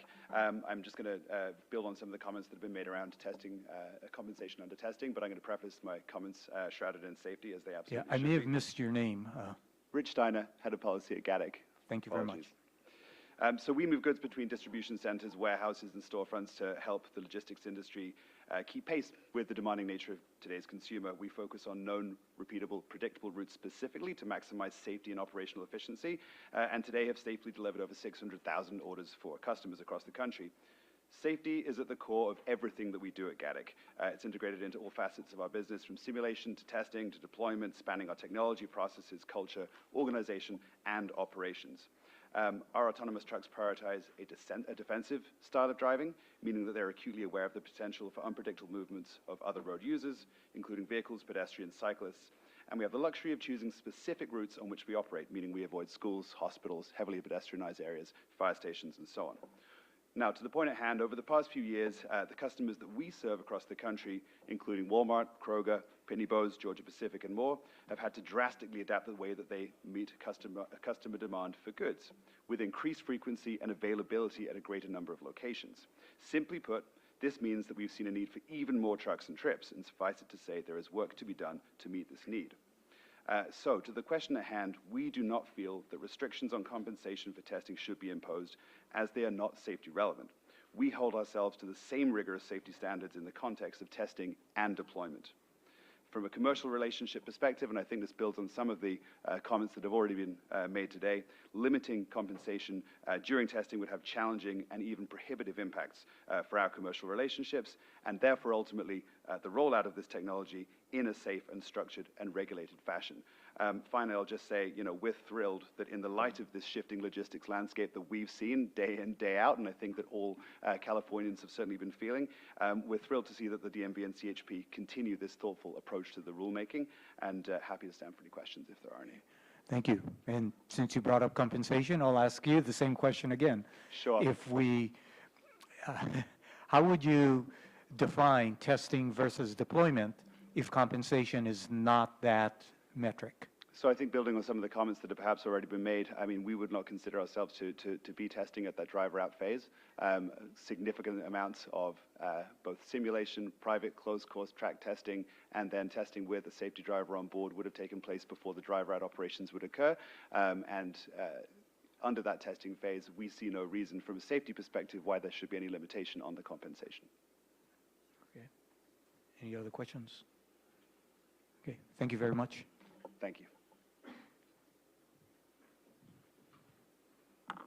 Hi, Aiden Ali Sullivan. Mr. Doko, I believe you had asked a question regarding those sort of surgical changes regarding compensation. And just to clarify, that was indeed what I was referring to. I think if you look at from an adjustment standpoint of, I believe it's 38,750, you can sort of surgically change language or add in language that would allow for compensation during testing for heavy-duty vehicles, a distinction between heavy-duty and light-duty, which you can't add compensation for under testing.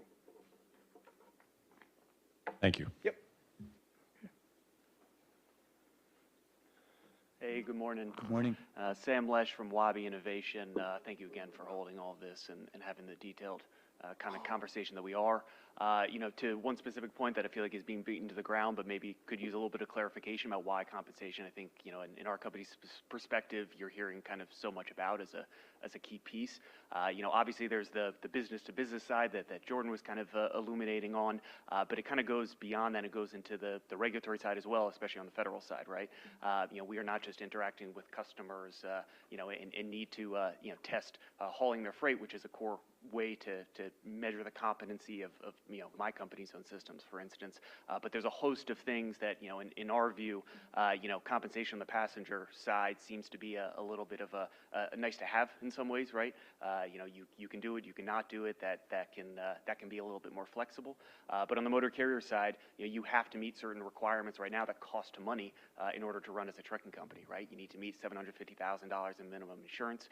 You need to often have commercial insurance for the cargo itself, and then you also need to keep in mind that you are hauling someone's trailer, for instance, that is not yours, right? You're hauling freight that is not yours. All those comes with a lot of extra burden and costs for a developer that you don't have in our view on the passenger side when you were just if you were moving a robotaxi, hauling a person or not hauling a person, that doesn't change the structure of the expenditures that you need to put out there. But on the trucking side, you're taking a ton of more burdens financially in order to run in trucking, and therefore the need to continue a business relationship and get some basic compensation is really key to being able to test and have those kind of commercial relationships. So just wanted to clarify that if helpful. Thank you. Any other questions? Oh, we have some. And this might be more for Mr. Steiner from a previous comment, but it relates back to what one of the drivers mentioned earlier about having the need of an extra driver when you're going to some neighborhoods that might be less safe than a normal route. Does the focus of since we're talking about testing and driver in, is the focus really on the vehicle's capabilities, which I think it would be, because ultimately I would assume the goal is to have driver out. But is there how does it all tie together with some of the comments that were made about needing a driver at the end, or a second driver, or maybe a second employee in the vehicle due to some of the areas? Because I would, at some point, that question has to be answered. How does it all work? And Right. I don't know if the answer is here today, but it seems like some of these things are converging right now at this moment in the workshop. I mean, at least from my perspective, my company's perspective, those are the key business decisions in some ways, right? That's what they will need to decide, even outside of what you all are discussing about whether it makes sense and where it makes sense for them to use the technology, right? I mean, if there are safety concerns of load securement and the safety of the load that they need to put, in going through certain parts of the state, that's on them whether they want to have a human attendant there, waiting to make sure that no one goes and, clips the tag or, otherwise kind of, engages in some sorts of weird behavior, right? For us, that's less of an autonomy system performance, and that's more of the business decision. But it's also important, in my mind at least, to keep in mind, there are federal requirements as well on just kind of, monitoring the load when it comes to hazmat or dangerous chemicals. That won't go away, right? So any sort of restrictions on that end will need to continue. But the rest of it, in our mind, is a business decision, right? So for the same reasons that a company would decide that they wanted 2 drivers in there in order to watch the rest of the freight that was in the trailer itself, that's on them to decide on that. That has nothing to do in our minds with the safety performance of the vehicle. That's because any more than it has to do with the safety performance of a human driver, it's really just you want to make sure that no one goes in and steals the load. But I'll let Rich illuminate if he wants to. Sure, and I think sometimes, the discussion was earlier about humans and monitoring technology, and so maybe I'll just ask this question. In the safety cases that are being built, and I know they're by company, but is it considered that do safety cases consider that even though the ultimate goal would be to have a driver out, that at some point there may need to be not necessarily a driver, but someone who could be a driver or could be a passenger that has these operation or the purpose of security. But are those safety cases considering that there may be a rider of some type in that vehicle? Yeah, no, it's a great question. I mean, I think the, at least from my company's perspective, that's less of a system performance kind of question again, right? So it's less of, when we're building our safety case as we are right now, that is focused on the safety and efficacy and performance of the actual system, right? Load securement, freight securement and all that, really comes down more to the business side of things in some ways. And so we kind of handle it a little bit separately, but that also gets down to the choice of, what kind of freight you're actually hauling, right? Who you're deciding to partner with and what the risks are there. So, we don't see it as much as the system performance, right? Just in the, to go back to the example from before, if you're driving a liquor truck and you decide that, as a company, you want 2 drivers in there, that has nothing to do with the safety of that driver to actually move the goods from point A to point B. It's the second decision about, you're concerned about someone going in and stealing stuff, that is, when you're parked, right? Or when someone is going in and loading and is in the customer facility and, otherwise leaving that load unattended. So, to us, it really gets down to the customer relationship and, whether that type of freight makes sense to haul autonomously or should be done another way. Thanks. Yeah. Okay, thank you. We'll have one more speaker, and then we'll move on to the next topic, which would be inspection requirements, as well as interaction with law enforcement and emergency vehicles. But before we move on, also think about this question about compensation and the delineation, again, between testing and deployment, because we really want to understand the different parameters that we could utilize. For example, right now, in testing, there are several data requirements, data reporting back to us, crashes, disengagements, things of that nature. Once a vehicle or technology is deployed, those data reporting requirements are no longer there. So a question could be, should those data requirements, should some data requirements be in place in deployment of heavy-duty vehicles? For example, deployment of heavy-duty vehicles may still require a person in the cab to adjust the loads periodically, for example. Should there be some other data requirements? I'll leave that so you can ponder that while we have another speaker up at the podium. So, please.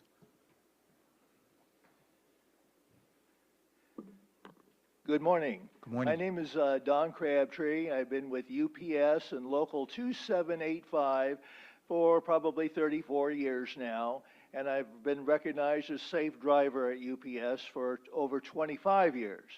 So I've seen a lot of things going on here in San Francisco, which is where I'm based. You're talking about, just mentioned, however, requirements on reporting on accidents and things like this. A driver doesn't have to be considered bad just because they have accidents all over the place. They can have near misses, they can have poor driving habits, they can have poor judgment, and all those things may or may not be recorded on any sort of device or even with an observer remotely looking at things. I've heard today a lot of, I think, it might, it could, but these things aren't hard facts. They aren't things that may make the difference between life and death out there on the road. These types of, everything needs to be recorded on these devices, and after a while, after listening to the respected folks here, the question came to my mind is, what's the big problem here? We have a system that works, a system that over decades with you folks and everyone here have helped to create. It works. Is it a disaster? No. So why are we going through all this where we have remote vehicles, assistant drivers, remote operators, test cases, and while I'm on the road, I see these people. There's a Waymo barn on my route.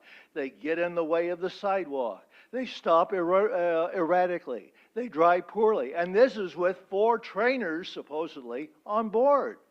What's it going to do out there? And I heard that you folks might lift the technology from the light vehicles on up to the heavy vehicles. They need a lot of work. In passing, on a light note, there's a Star Trek episode about a computer, an ultimate computer that can take over the Enterprise. Well, they install it, and they get rid of the crew, and the only one left is the captain, now called Captain Dunzel. Well, I don't know if you've seen the episode, but things are not quite what they could have been. The computer has a virus in it or some sort of flaw. The whole thing goes to heck in a handbasket, and, thank heaven everything was okay. But the same thing can happen with any technology, any at all. The slightest flaw, hidden or otherwise, can make a difference. Thank you. Thank you.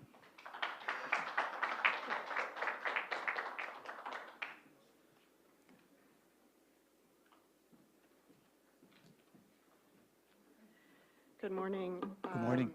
Thank you so much for the opportunity to speak to you. This is Julia Friedlander. I'm Julia Friedlander from the San Francisco Municipal Transportation Agency. And I want to say a few things that I plan to say, and then also want to respond to some of the dialogue that you've been having with the industry here. First of all, Ms. Freelander, I'm sorry, my 60-year-old ears are having trouble. Can you hear me Would you here? mind being closer to the mic? Thank you. Not at all. The SFMTA acts as essentially a steward of the San Francisco streets, and our primary purpose is to ensure that every traveler can get where they're going safely, whatever mode they're using. And as we have seen demonstrated over the last year, our streets are extremely complex, they are extremely dynamic, they pose tremendous challenges to automated driving. We are very hopeful that the industry will be able to demonstrate its capacity to operate safely on streets as dynamic and complex as our streets. But we do think that there are important ways in which not only should you not simply pick up the existing regulations and apply them to trucking, but you also need to improve the existing regulations. And one of the reasons we say that is because we have been watching automated vehicles testing on our streets for more than 5 years.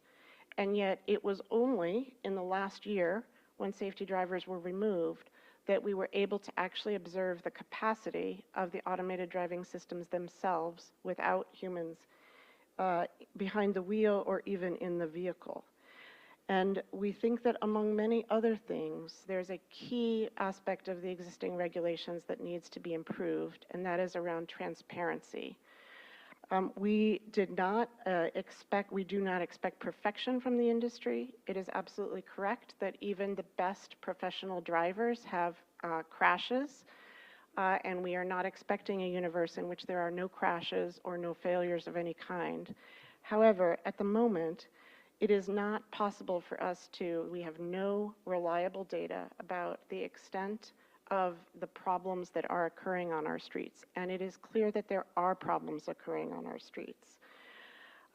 If your standard of success, and speaking to the industry here, it's really important that we be co-creating the standards for success. And I think what's come out in this conversation is that if there are standards, we don't know what they are.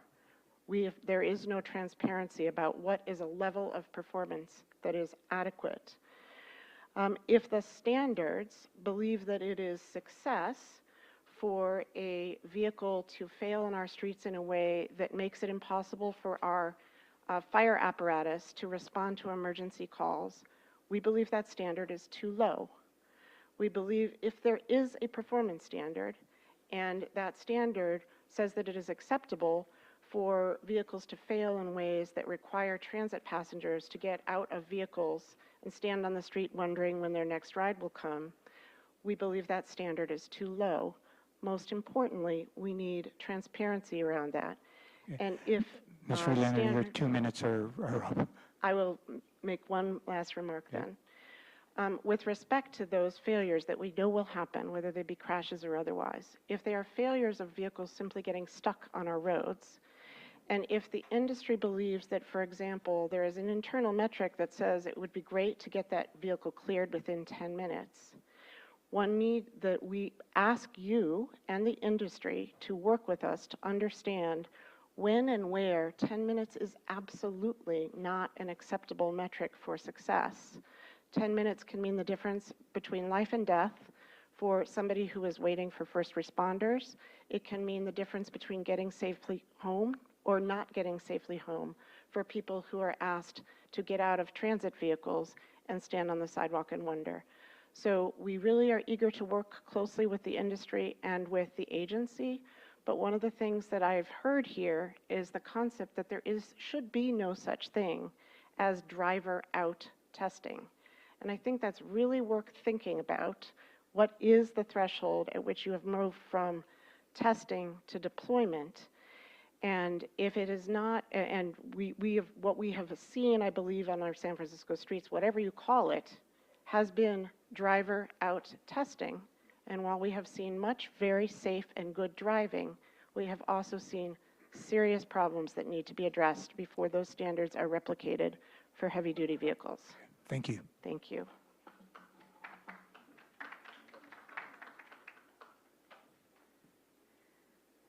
Hi, so again, my name is Megan. I'm with Smart 1741 for the school bus drivers.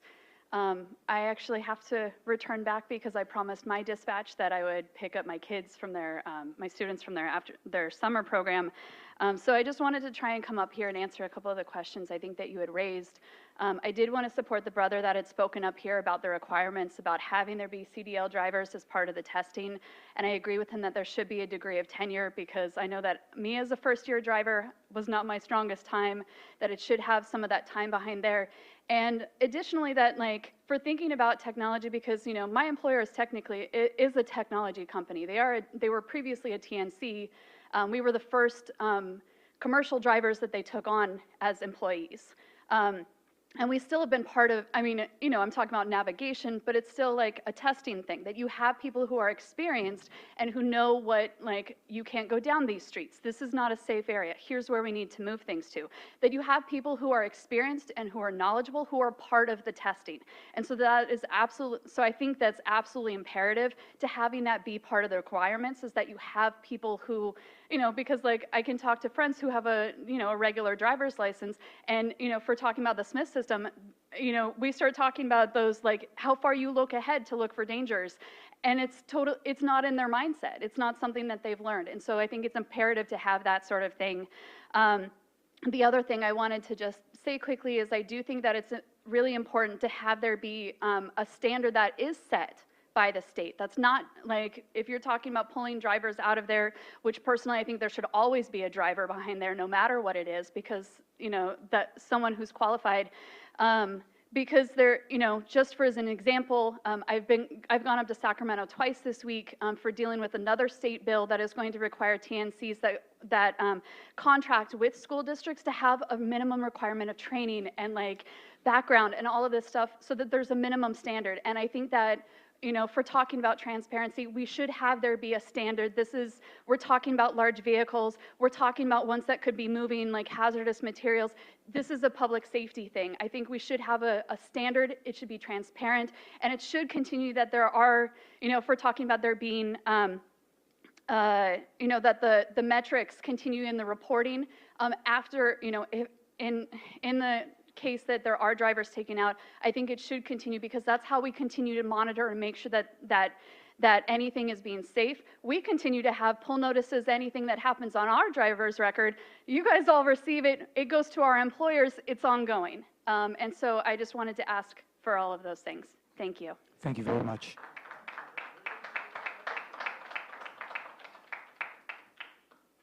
Okay. Any other comments? Again, we'd like to hear your thoughts, again, about inspection requirements, interaction with law enforcement and emergency vehicles, and then also this concept about deployment versus testing as well. We're open to hear your thoughts, ideas, so that could, you know, inform us on what we should consider. So please. Pardon me, Mr. Soriano, can you clarify which item on the agenda we're currently covering? We're technically on inspection requirements, and then we've merged into interaction with law enforcement. So if you have comments on either of those, please sure. Go Yep. ahead. If I can speak to item number 3, inspection requirements. Again, Aiden Ali Sullivan, representing Waymo. Regarding inspection requirements, as noted in the agenda, we believe that commercial AVs should be subject to the same maintenance and operating condition requirements as a human-driven commercial motor vehicle. Application materials for permits could also require that the manufacturer explain any processes for ensuring that the ADS itself is in good working order, for example.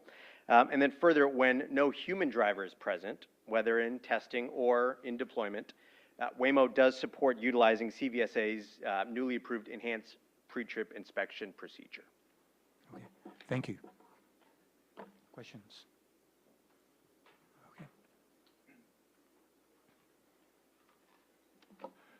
Thank you all very much. My name is Jeff Fair. I have the privilege to serve as the Executive Director of the Autonomous Vehicle Industry Association. We represent the world's leading Level 4 autonomous developers and manufacturers, including on the trucking space, and wanted to speak specifically to this issue of inspection requirements. And the AV industry has worked very closely with state law enforcement agencies, including with the California Highway Patrol, as well as our federal regulators, to develop a new voluntary inspection program that will streamline interactions between autonomous trucks and law enforcement at inspection sites. As many of you know, this program is currently being piloted by operators in Texas, and we expect it to continue to evolve as it is implemented and feedback is provided to CVSA. For this reason, we would not recommend codifying any particular standard due to the anticipated evolution of the program over time. That said, and I know this is reflected in the agenda, the AV industry is committed to complying with the CVSA inspection program, as well as with FMCSA and California-specific requirements, including the 90-day inspection requirement under California law, again, alluded to in the agenda. I know that there are particular industry participants that have been very actively involved in this process that can speak to some of that, as well as the anticipated evolution, but wanted to make sure that we were clear about our industry's commitment to this process. Okay, thank you. So, Mr. Farrer, just and I guess also for Mr. Ali Sullivan, just some questions on that. You mentioned not codifying the requirements. Does that mean you feel that if we move forward with regulations, the regulations should not speak to the CVSA or any other requirements and just leave it up to industry to self-certify, if you will, that they meet those requirements? So to be responsive, I think the issue is that at this time that these are going to evolve, and I think there are learnings that are going to occur, and so we would not want to see premature codification of this, and it's something that we'd be happy to continue to dialogue with all of you as you engage in workshops and other types of action. Okay, all right. Thank you very much. Thank you. Oh, one question, one more. You mentioned, sir, you mentioned anticipated evolution of the enhanced inspection, I believe. Can you delineate or I'm sorry, can you be a little bit more descriptive? Sure. I think that some of the individual developers and manufacturers might be better suited to talk about their engagement during this process, but we do understand that this is an evolutionary kind of process that's going on, and so want to make sure that we're taking into account those things going forward, but I would probably defer to some of the individual companies in that respect. Thank you.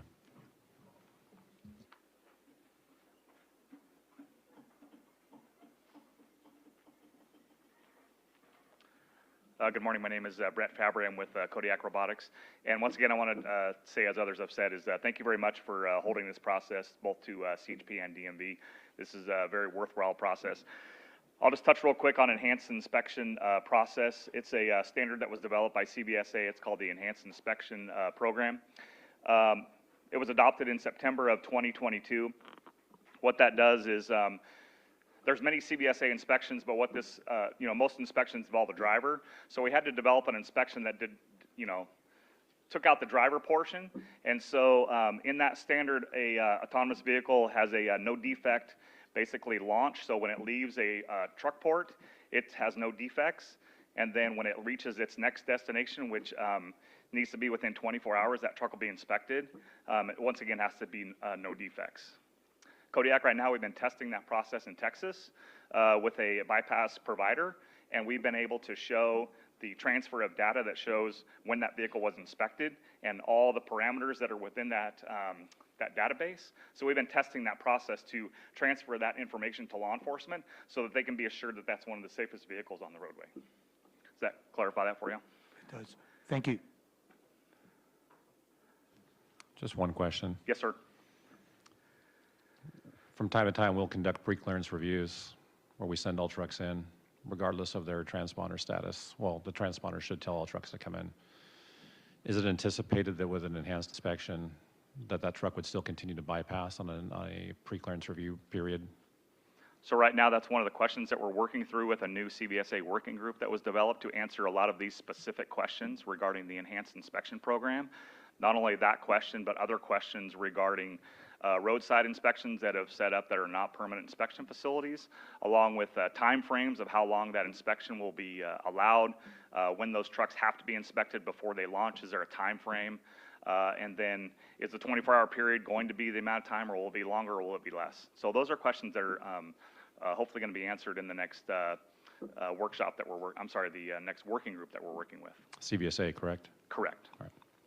Thanks. And that workshop includes industry as well as regulators, both on the state and federal side, and also DOTs, as well as CVSA personnel. Thank you. Anything Thank you, else? Mr. Fabry. Great, thank you. Okay.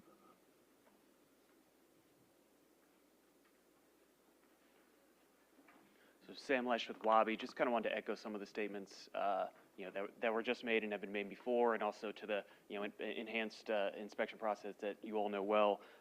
Just want to say, as one developer's kind of commitment to engaging in using that process, and really want to highlight the piece that you all know, which is the fact that is an enhanced inspection, right, over current requirements, right? Having to do a much more detailed inspection once every 24 hours, I think also needs to be combined and compared to the realities that you actually see on the road, right? It's not just about what's in the regulatory text, it's about what drivers actually do or don't do, not on the unionized side, but on the non-unionized side as much as anything, right? Are they actually performing an actual pre-trip? Are they actually doing a post-trip inspection, right? What if, or are they just, kind of going through the motions and not actually doing that? My company at least is very committed to documenting every part of an enhanced pre-trip. As soon as that standard is ready, we are trying to practice and go through those motions because we want to have, that highest bar of actual mechanical and operational safety that we can. I mean, I think that goes back to the other broader safety discussions here as well, and just recognizing that, as many amazing, 20 and 30-year safe drivers that are in this room, that is not the entire universe of the driving population, as you all know well, right? You can have drivers who come out, especially nationally, they're coming from other states, coming into California, operating on the roads, that, when there is a lack of a federal driver training requirement that doesn't even require you to have time behind the wheel before you actually get your CDL, you can easily have someone with a couple of weeks experience who's now driving almost coast to coast. Their only requirement is to meet that standard and be over 21 years of age, right? That is, safety is not kind of created equal. You have a very, very varying level of safety across, the driving population in my experience. And so for every incredibly safe driver you have out here, I think, probably drivers here will attest to, they see a lot of other incredibly unsafe drivers also out on the road too. So just keeping that holistic view of, what the actual, life on the road is, as I know, CHP kind of lives and breathes every single day. It's incredibly important to not just look at this, in a vacuum. Thank you. Thank you. Any questions? I have one question, and maybe you can only speak to your affiliation, but any thoughts on what the regulations should say regarding the enhanced inspection documentation being available either to a terminal inspection or a basic inspection of terminal? Yeah, it's a great question. I mean, I think we would be willing, look, as a company is really committed to doing the enhanced pre-trip, right, and keeping, documentation of the fact that we have done it. Would want to think through a little bit of the mechanics, right, about who would actually own it, right, as, we are also really envisioning building a product that's going to be used by our customers, right? We are going to be operating the trucks in the testing phase, but it'll come to actual deployment phase, right? Someone else is going to be responsible for actually doing the operation. So, don't want to commit to other people's, actual standards there, but, from my company's perspective at least, fully support as much documentation as we could provide, to show that inspection actually occurred, that it met all of the standards, that there was no fudging, around the edges or anything like that. You would want to think about it a little bit more, but 100% committed to doing whatever we could do to give, your all's officers, the peace of mind to know that it was done, safely and meeting all the rules. Thank you. Thank you very much. Okay. Any others?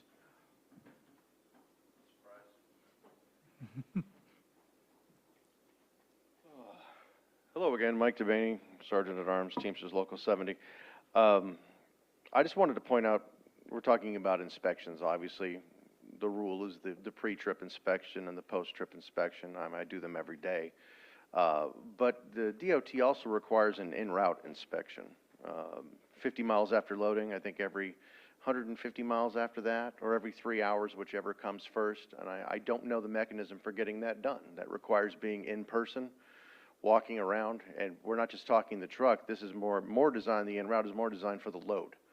I think it's important to take that into consideration, that unless DOT is going to change their regulations, there has to be a physical person there.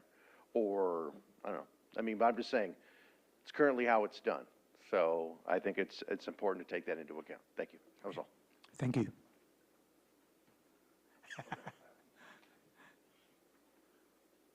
Okay, any other comments on the inspection piece? Okay, interaction with law enforcement and first responders and emergency vehicles. Ms. Freelander and others have brought up the topic of how the current light-duty vehicles here in San Francisco have had some incidents with law enforcement and first responders. So it's a pertinent topic. If any of you have any comments about how we should consider things for our regulatory process, we invite you to the podium. Thank you all very much. Again, Jeff Fair on behalf of AVIA. I'll be brief here, and I know there are other companies that are more expert in this, but wanted to note that we do support adopting law enforcement interaction plan requirements that are currently in place in the DMV regulations. These law enforcement interaction plan requirements have been adopted, as you all know, in numerous states that regulate autonomous vehicles, but California's LEIP requirements remain the most robust on a nationwide basis. The current regulations require that LEIPs include how to safely recognize that a vehicle is in autonomous mode. However, we would have concerns with requiring the ability to recognize when an AV is in autonomous mode while operating on the road, as opposed to when it is stopped.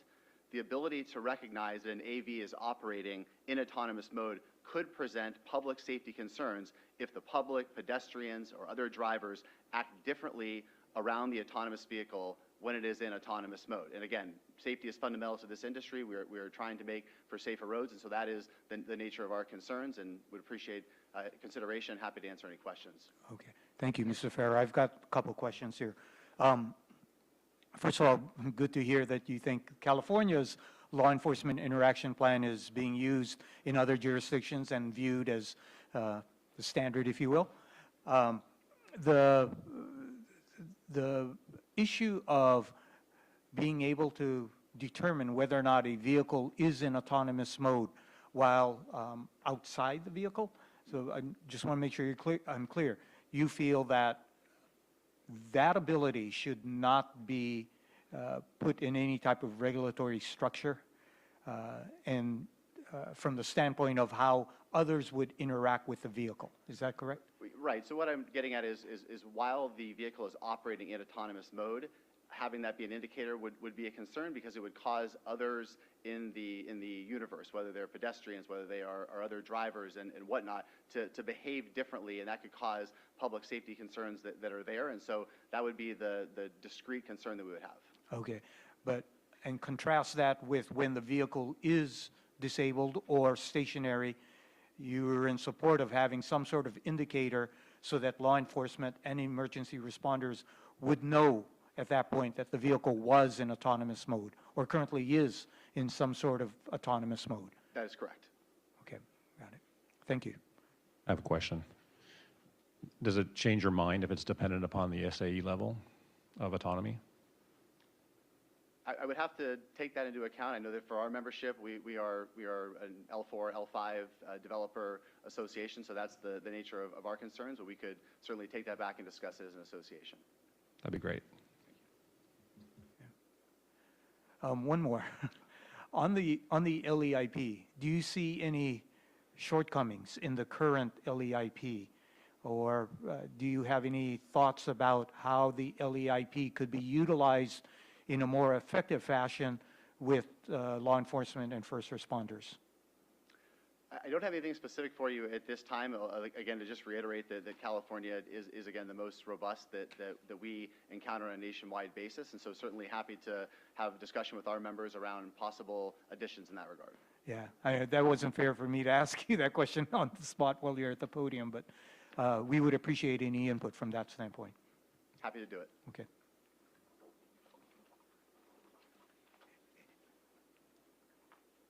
Any other comments?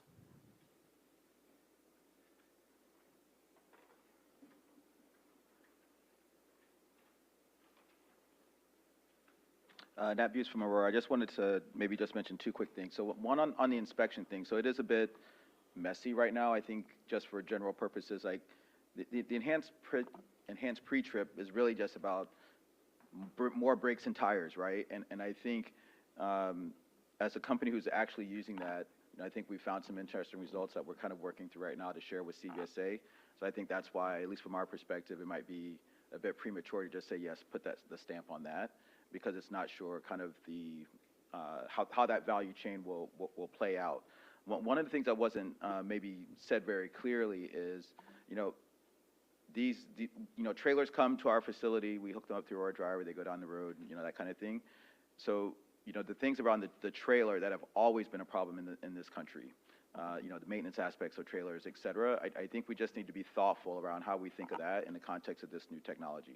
Maybe said differently, it's not clear to me that we should use this technology to solve the woes of what happens on the roads today with poorly maintained vehicles, having sat at roadside myself many hours. The other point about law enforcement, I want to separate out kind of maybe what we're seeing playing out in the streets of San Francisco with kind of how we think about the law enforcement interaction plan. So there is an AVSC best practice on that. Again, kind of, we know a lot more than we did 5 years ago. I think there's, again, a best practice there that might be informative to how we might think about it in the commercial vehicle sense. Of course, we do a lot today with law enforcement. We'll continue to do that. We're just not going to show up in someone's city and deploy without having those interactions and those conversations.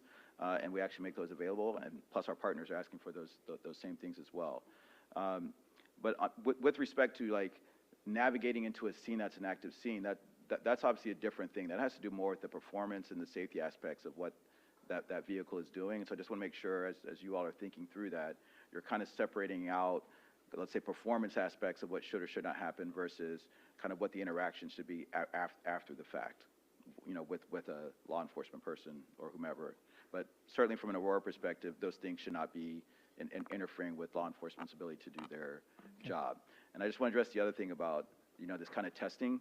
I don't think any company, I could be wrong and I don't want to speak for them, but like any company that has a driverless product today on the roads of San Francisco would actually call that testing. Again, I know we have this weird thing that seems like we need to get back to you all on kind of how you do that trigger from testing to deployment. And I think historically we've used compensation as that trigger. I think you've heard from a number of speakers, it just doesn't work in trucking in the same way. But it seems like we owe you all at least some ideas on how to make that delineation so that's a little bit more concrete. So appreciate the feedback on that very directly. Okay. Thank you. I do have one follow-up question. Sure. It's really probably from some of the previous speakers, but this idea of being able to law enforcement identify a vehicle that's in autonomous mode while it's in motion. I think the previous speaker indicated that they were not in favor of that. But since you're an actual OEM, what is your opinion of that? And can you give me some basis as to why you have the opinion you do? Yeah, and not just an OEM, to be clear, like a safety guy who's been in this business for a long time and actually has run research projects on this very topic. The issue is that people do strange things to vehicles if they know that it's in a certain mode.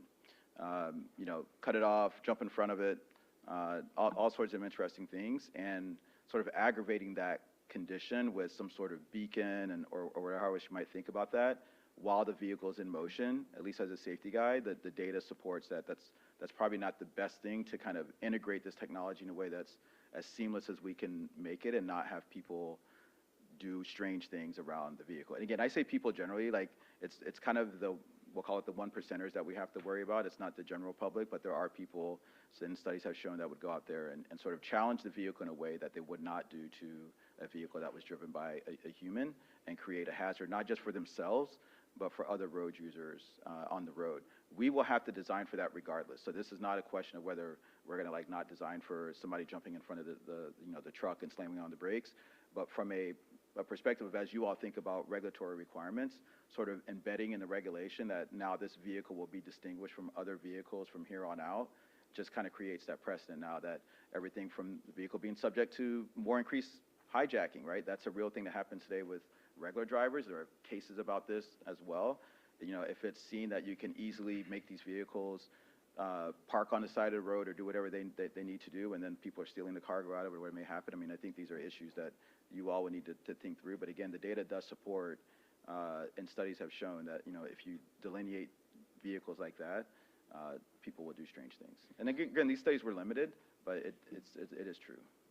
So along the line of data, which is interesting to me, do you have data that indicates how many of these interfering factors you've seen per 100,000 miles or per 10,000 miles? Do you have a ratio for us of how frequently this is happening? We've just now started to incur some of these in recent months. I think we could get back to you as Aurora to see like what that rate was. But yes, there have been instances of other drivers challenging our vehicles in a way that is definitely unsafe. I would just, and you don't have to answer it now because I think it's going to involve some follow-up, but if that's the case, and sometimes these apply more to certain SAE levels than others, yeah. And I know that the case is usually 4 and the goal being 5 at some point, but thinking in a case of like a 3 level or even a driver in and a 4, we start getting into issues where we have to start thinking about this law enforcement, especially if a violation is observed, really Fourth and Fifth Amendment type, I mean, civil rights types issues of what exactly we can know and ask and obtain. And so to prevent some of those conflicts, that's why, as the chief had mentioned, that having some type of indicator to just really alleviate those types of issues. So I would ask for thoughtful consideration from industry or developers that what exactly can be made known to law enforcement in the event that it needs to be made known. That's the question. Yeah, I think that's spot on, right? Like, I think if this is a question of like, what does law enforcement need to know in some given moment? I think there are ways we can handle that. I think most people visualize, and maybe that's part of the challenge here, is most people visualize when the question's asked, like, should this vehicle be somehow badged differently? People are thinking, you know, giant decals on the trailer. Well, again, like, we don't own the trailer, so now we're going to be putting stuff on someone else's trailer, having to take it on and off, and all the things associated with that, or you put it on the cab, and then it's like, okay, what would happen when you put it on the cab, right?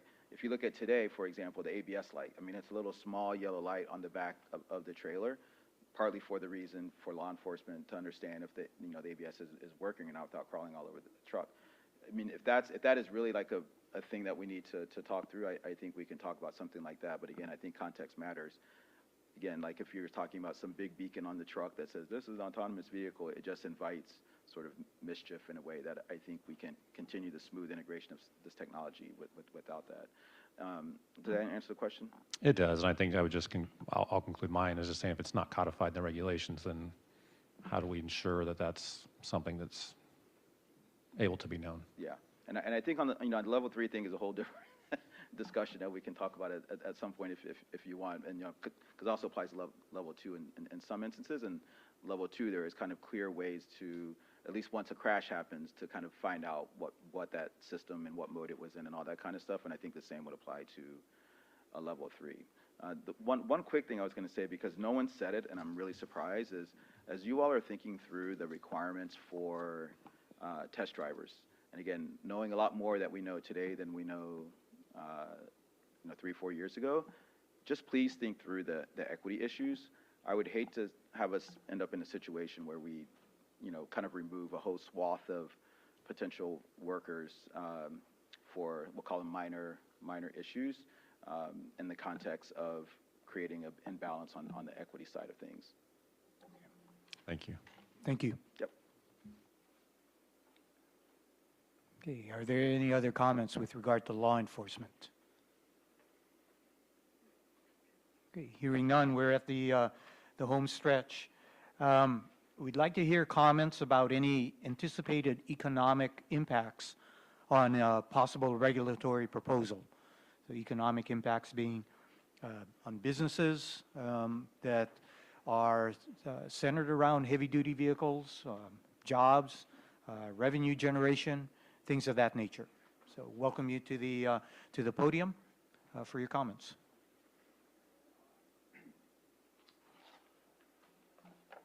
Again, thank you. Jeff Farah with Avia. I appreciate the opportunity to speak about this important subject. There are numerous benefits of autonomous trucking, and I won't reiterate all of them since Avia spoke at them at the DMV's previous workshop in January. However, I do want to highlight a few of the economic and workforce benefits that AV trucking will bring to California.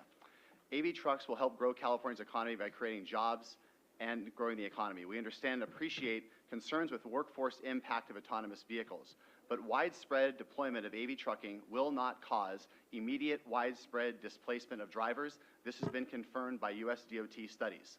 In fact, AV truck deployments offer an opportunity to mitigate the driver truck shortage we're experiencing right now. The AV industry is currently leveraging the existing workforce to create new roles for different education and skill levels. Many of the jobs created will not require a college degree, such as service technicians, vehicle safety drivers, remote assistance operators, mapping data collectors, delivery packers, and many more. Moreover, some AV developers expect to deploy their technology on long-haul trucking lanes using a transfer hub model, which would create new opportunities for Californians at logistics facilities, as well as increasing demand for human short-haul drivers to move goods on the first and last mile. Local workers with experience in the trucking industry specifically, particularly as truck drivers, offer valuable skills to the AV trucking employers that you've heard from today. Unfortunately, the U.S. trucking industry is currently short an estimated 78,000 truck drivers. This is set to double by 2031. AV truck deployments can help mitigate this shortage by supporting innovation and making necessary steps. The research is clear that autonomous trucks will increase real GDP and welfare. California is not currently a testing ground, as you know, for autonomous trucking, but this is going on in Texas. There is more information I realize I'm short on time here, that has come out from TxDOT that we can provide to all of you that speaks to a lot of the economic benefits, some of the workforce issues. But I do want to emphasize as a final point that we want to make sure you all understand that this is something that's going to be gradual in the state of California over time. These gradual supply chain efficiencies for California businesses and consumers will come from the productivity enhancements, fleet flexibility, and travel time savings of long-haul trucking in autonomous vehicles brings. We do not expect major economic benefits to accrue until at least a year after the regulations are implemented, given the time it takes to establish commercial partnerships, plan for operations, acquire necessary permits, and operate on the state's roads. Thank you, Mr. Farah. You mentioned about the job creation and the economic benefits of heavy-duty AVs. Does your organization have any research numbers that you'd be able to share with us so that we could have that information as part of what we would consider? We can absolutely provide that. That is not industry research that our association has conducted ourselves, but there is academic research, there is federal government research, there is state-level research, as I mentioned, in Texas that I think could inform this process. Okay, thank you very much. Are there any anticipated costs to industry that these regulations would have that are not already being incurred by industry? I would suspect that is the case, though I think it would depend upon the scope of what we're talking about, and that's certainly something that we can consider, but I would imagine that's the case. I guess I would say if you do anticipate there would be costs, I would be intrigued to know what those are or what you anticipate those that you're not already incurring. Okay. We can absolutely take that back, but thank you. Thank you. Okay, thank you very much. Good morning. Peter Leroy-Munoz with the Silicon Valley Leadership Group. Just to put a finer point on some of the items that were just raised and to the question, at the Silicon Valley Leadership Group, we actually commissioned a white paper specifically looking at the macroeconomic and labor impacts of long-haul trucking in California. We did that in conjunction with Victoria University, a university that had looked at similar issues for the Federal Department of Transportation. So we have that information, happy to provide it to you. The very high-level findings show that there's going to be a net increase of about $6.5 to $8 billion a year to California's economy annually as a result of AV trucking. The faster that AV trucking is adopted leads to a faster and greater accrual of that economic benefit. With regard to the labor impacts, the study also considered what those might be, and it showed that as a result of the long-haul trucking in California that's autonomous, there would actually be a net increase of 2,400 jobs throughout the state. And in terms of impact to long-haul truck drivers themselves, they found that under simulations of a slower or moderate speed adoption of that technology, that there would be no job loss.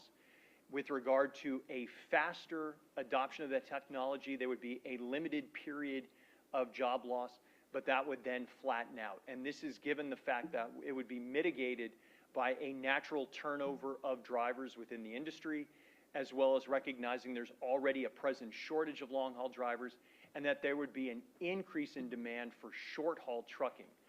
So all of those factors kind of play into the results that we see. I should also note as well that the fast adoption speed, that scenario is actually not even technically possible because that assumed adoption of this technology by 2021. And so obviously that did not happen. So happy to provide that report to all of you. I've already provided it to others within the agency, but I'm happy to provide that as well. Yeah. Thank you. Yes, I appreciate seeing that report. Great, will do. Thank you. Questions? Okay, thank you.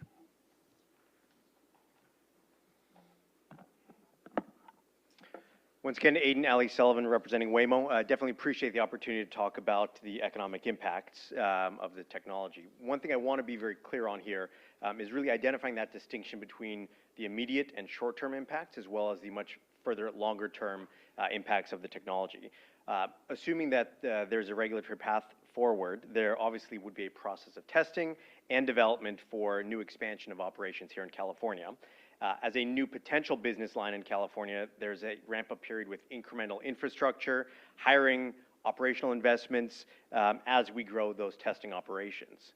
Based on the direct experience in the light-duty space over the last decade that we've had, as well as our current trucking testing operations in Texas over the last few years, we would anticipate that in the short term, that process would be incremental. Now, once heavy-duty autonomous trucks are commercially deployed throughout California, we expect to see tremendous positive benefits to the state over the long term, which would spill into other adjacent industries as well. This includes creating greater efficiencies within the supply chain, which will help reduce costs of goods to everyday consumers throughout the state. Additionally, we anticipate billions of dollars of investment within the AV heavy-duty industry to be made in the state that would span infrastructure, operations, and workforce investments. Now, lacking the ability to even conduct driverless testing within the state, though, all of that potential economic impact and benefits, they currently are and really risk continuing to be realized in other neighboring states. As far as jobs, as I've highlighted before, we anticipate several new roles to emerge as part of heavy-duty operations here in California, and we anticipate CDL drivers as well as testing operators, maintenance, mechanical staff at our depots, other folks that would support the trucking activities, as well as staff for general operations and support roles throughout the state of California for trucking operations. Thank you very much. We got a question? Follow-up. You mentioned a ramp-up. Can you generally talk about what that time frame looks like? Just generally speaking, I mean, you mentioned ramping up an incremental approach. Sure. I think that time period really depends on sort of the regulatory process and what that potentially looks like. The ability to secure the necessary permits, the ability to do the mapping work, the ability to do all of the infrastructure development that we would need to do in order to have our commercial operations, building partnerships with third parties. So that ramp-up period really depends on what a potential rulemaking process looks like and what those steps that a company would have to go through. I can say that on the light-duty side, that it has been, I believe, close to, well, regulations were passed in 2012, or law was passed in 2012, regulations in 2016 to allow for light-duty operations. We are just now at the point of looking at commercial operations in the state of California. So as you can tell, it's been it's close to 10 years of process to get to the point for commercial operations. Ideally, that process would be shorter on a potential heavy-duty side, now that we and the department has learned a lot through that process, but it is likely a multi-year process for that ramp-up period, Miguel. Thank you. Yep. Thanks. Okay. Mr. Ali Sullivan, I do have a follow-up question. You mentioned because heavy-duty vehicles are prevented from being tested at this point within California, but they are in others, they're allowed in other states. Do you see the economic benefits in those other states that you had mentioned at this time? I have seen the economic impact of my activities in those states. Yes, I can speak to what that, well, I would be happy to share some of that information with you, but yes, there has been direct economic impact on the part of our company in other states based on the trucking operations and testing that we have, yes. If you can share that, that would be helpful. Thank Sure. you. Okay, thank you very much. Good morning. Good morning. I really didn't expect to speak at all. I stuck it out longer than a lot of my Teamsters friends did. They don't have a lot of faith in these kind of systems. But at my age, I've sat through many of these types of workshops. I represent employees in the public sector for Teamsters, some of which work for transit agencies, so I understand a lot about commercial driver's licenses and the need for them. But I heard a few things that made me start to boil inside, and I wanted to come up and say them. Okay. Sir, I didn't get your name. Mark Leach, Mark Teamsters Leach. Thank you. 856 business representative. Humans are challenging. There was a comment about humans challenging the vehicles in the roadway. They're doing this because this industry is challenging their livelihoods. Tens of thousands of middle-class families are watching their economic demise unfold in front of them. We watched Uber and Lyft undermine the taxi medallion system, and now taxi driver families have been forever economically damaged. DMV, the state, and our communities need this revenue from the license fees. We watched electric cars not paying gas taxes, right? Who's going to pay for all the infrastructure that these companies are enjoying, that these companies are using their technology to enrich? Companies that are going to embrace this technology. The industry reps have said jobs will be created. That may be so, but history shows they won't be the same quality, well-paid, well-benefited jobs. Somebody just said you don't need education, right? You won't need a college degree for many of these jobs. Well, that's true, but guess what? When you have education, when a job requires education, you get paid more.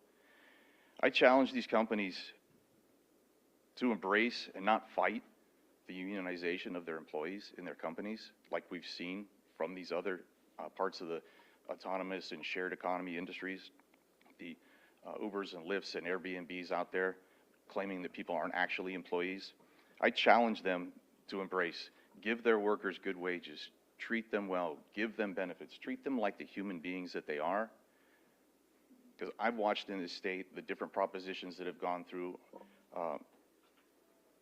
the elected officials that we try to influence to change the decisions that corporations are shoving through on us. And this is not going to end well. Some people will be happy, the haves will have more, and the have-nots numbers will rise. So I'm glad I stuck it out to the end because I saw that item number 5 about economic impacts and the effect on jobs, humans. The reason we're all here, humans. Yeah. Thank you very much. Thank you. Thank you.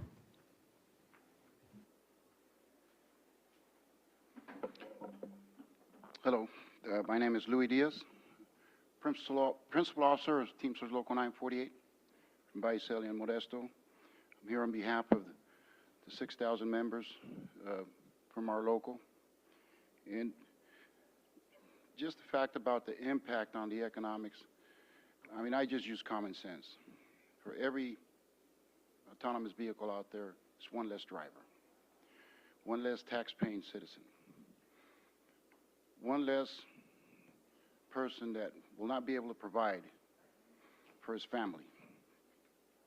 And I'm just using common sense. On the other topics that were talked about, just one point. If the traffic court usually add points when you commit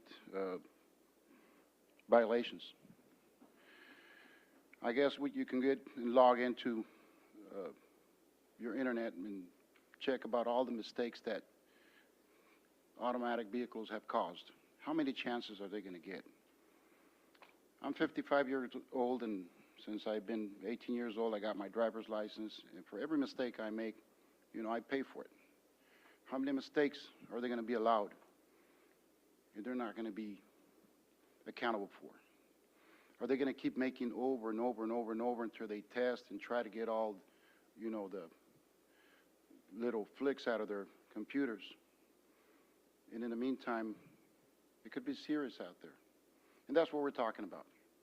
It's just the common sense. Just the other day, I was driving out on the freeway, and out of nowhere, this one vehicle got out of the way, and the bucket was right in the middle of the freeway, and it ended up getting under my vehicle. Luckily, it went under, but I saw that bucket under my rearview mirror swerving around, and I saw all these vehicles just trying to get out of it. I don't know how the automatic vehicle is going to react on that, but there's a lot of unknowns. And until we get to that point, I think there should be someone inside that cabin. Thank you for allowing me to speak. Thank you.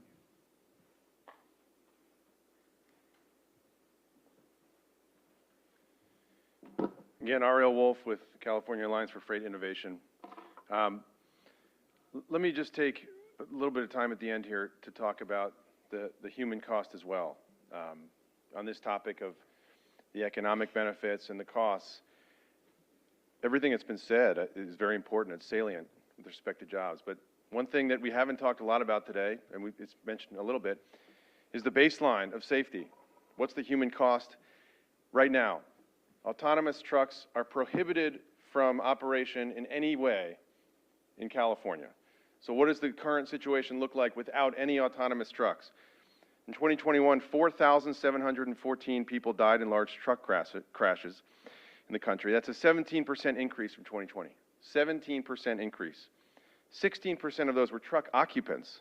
68% were occupants of cars, of other passenger cars, and 15% were pedestrians and cyclists. I believe this is NHTSA FARS data. Just a little bit more perspective, 50%, that number is 50% higher for truck fatalities than in 2009. 50% higher. So the baseline without any autonomous trucks at all is that we've had a 50% increase in truck fatalities. Does anyone think that that's acceptable? I think from a human cost perspective, that's what we should be focusing on. Now, just a quick note on California itself. Traffic fatalities increased 7.6%, as I understand it, from 2020 to 2021. 3,980 to 4,285. I'm getting these wrong. We can correct it, but I'm just putting it forward. The baseline, again, without any of this technology, is an epidemic of violence and death. So the question is, that I think we have to wrestle with is, should we be doing everything possible to try and address that epidemic? And does this technology help with that? Does it have the potential to help with that? If it does, then it's incumbent upon everyone to be working towards getting that technology safely tested and deployed as soon as possible. That's the obligation we have as a society. There are a lot of other impacts, a lot of other things we have to consider, and very important considerations that the DMV, the CHP, and all of the applicable agencies need to be focused on. We are ready to engage in all of that, partner with it, but we need to be laser focused on addressing that crisis, and that's what this technology, in part, is here to do. Many other solutions out there that have been proposed in other contexts, and I would venture to say we support all of those, many of those as well. But we can't leave this technology, if it has the potential to do it, on the side. Thanks. Thank you very much. One question, a follow-up. Should there be some type of part of the regulation that has I don't know if the supposition is that be at least to the level we're at with the statistics that you discussed, or that should there be some type of reduction? Should the regulations attempt to even deal with that? Well, that's the kind of thing that gets proven over time. I'll say this, it's so important because, right, we want to make sure it's having an impact on those numbers. The hardest thing, as I've been told, to measure, you know, you look at NHTSA, is near misses, right? Like what hasn't happened. We don't know.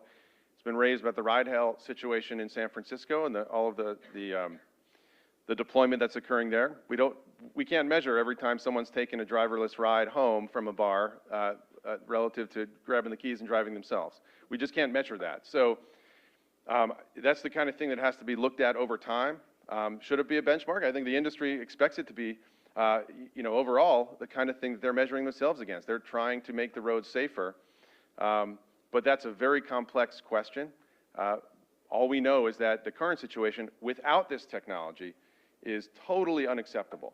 And what we're starting to see with limited deployments around the country is that there are no serious injuries. The fault, when they get into crashes or incidents, it's overwhelmingly determined to be the fault of the human driver. So you have indicia at this point in time that starts to show this technology is making the roads safer, so we want to make sure we can scale that in a way that starts to address the crisis that we have. Thank you. Yeah.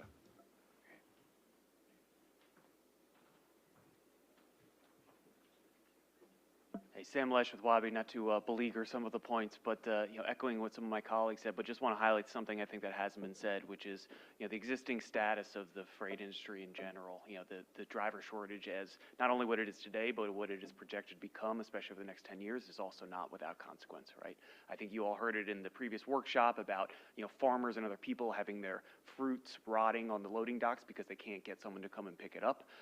Inefficiencies of the supply chain don't just kind of exist, you know, in the ether, right? They actually have impacts on mom and pop businesses, on big businesses as well, and that's not just padding the corporate bottom line. That impacts their ability to give wages and raises to other workers in their facilities, as well as the ability to hire in the future. I think some of the studies that you'll see that my colleagues will send to you as well also show, including the SVLG study, you know, show that the backbone of this idea that it's not going to actually create job losses because you also need to fill that driver shortage, right? There are routes that are not being serviced by truck or are being serviced inefficiently by truck right now that we see, at least at Wabi, as an autonomy being a solution to help actually fill that need to move freight from point A to point B. You know, that this, just wanted to highlight that the current status quo doesn't exist in a vacuum, and these are really important economic benefits that we can help address. Thank you. Thank you very much. Okay, are there any other comments? Okay, are there any comments about suggestions for regulatory language?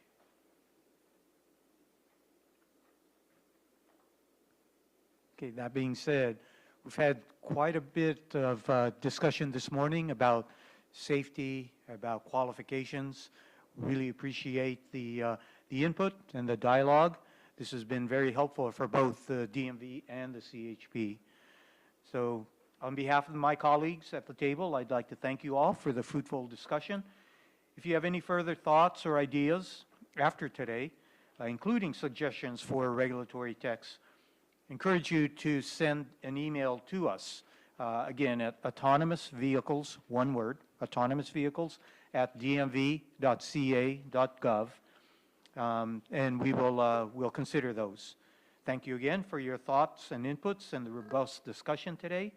We'll be compiling the comments and taking this back for further consideration as we determine our next steps. We may be having additional workshops to gather more information, and if so, we will be notifying you as we did for today's.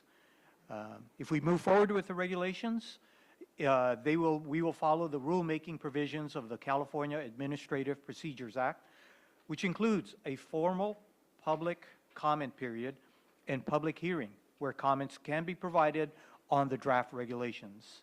So with that, I thank you again for your time and consideration, and we hope you all have a good day and a good weekend. Thank you again.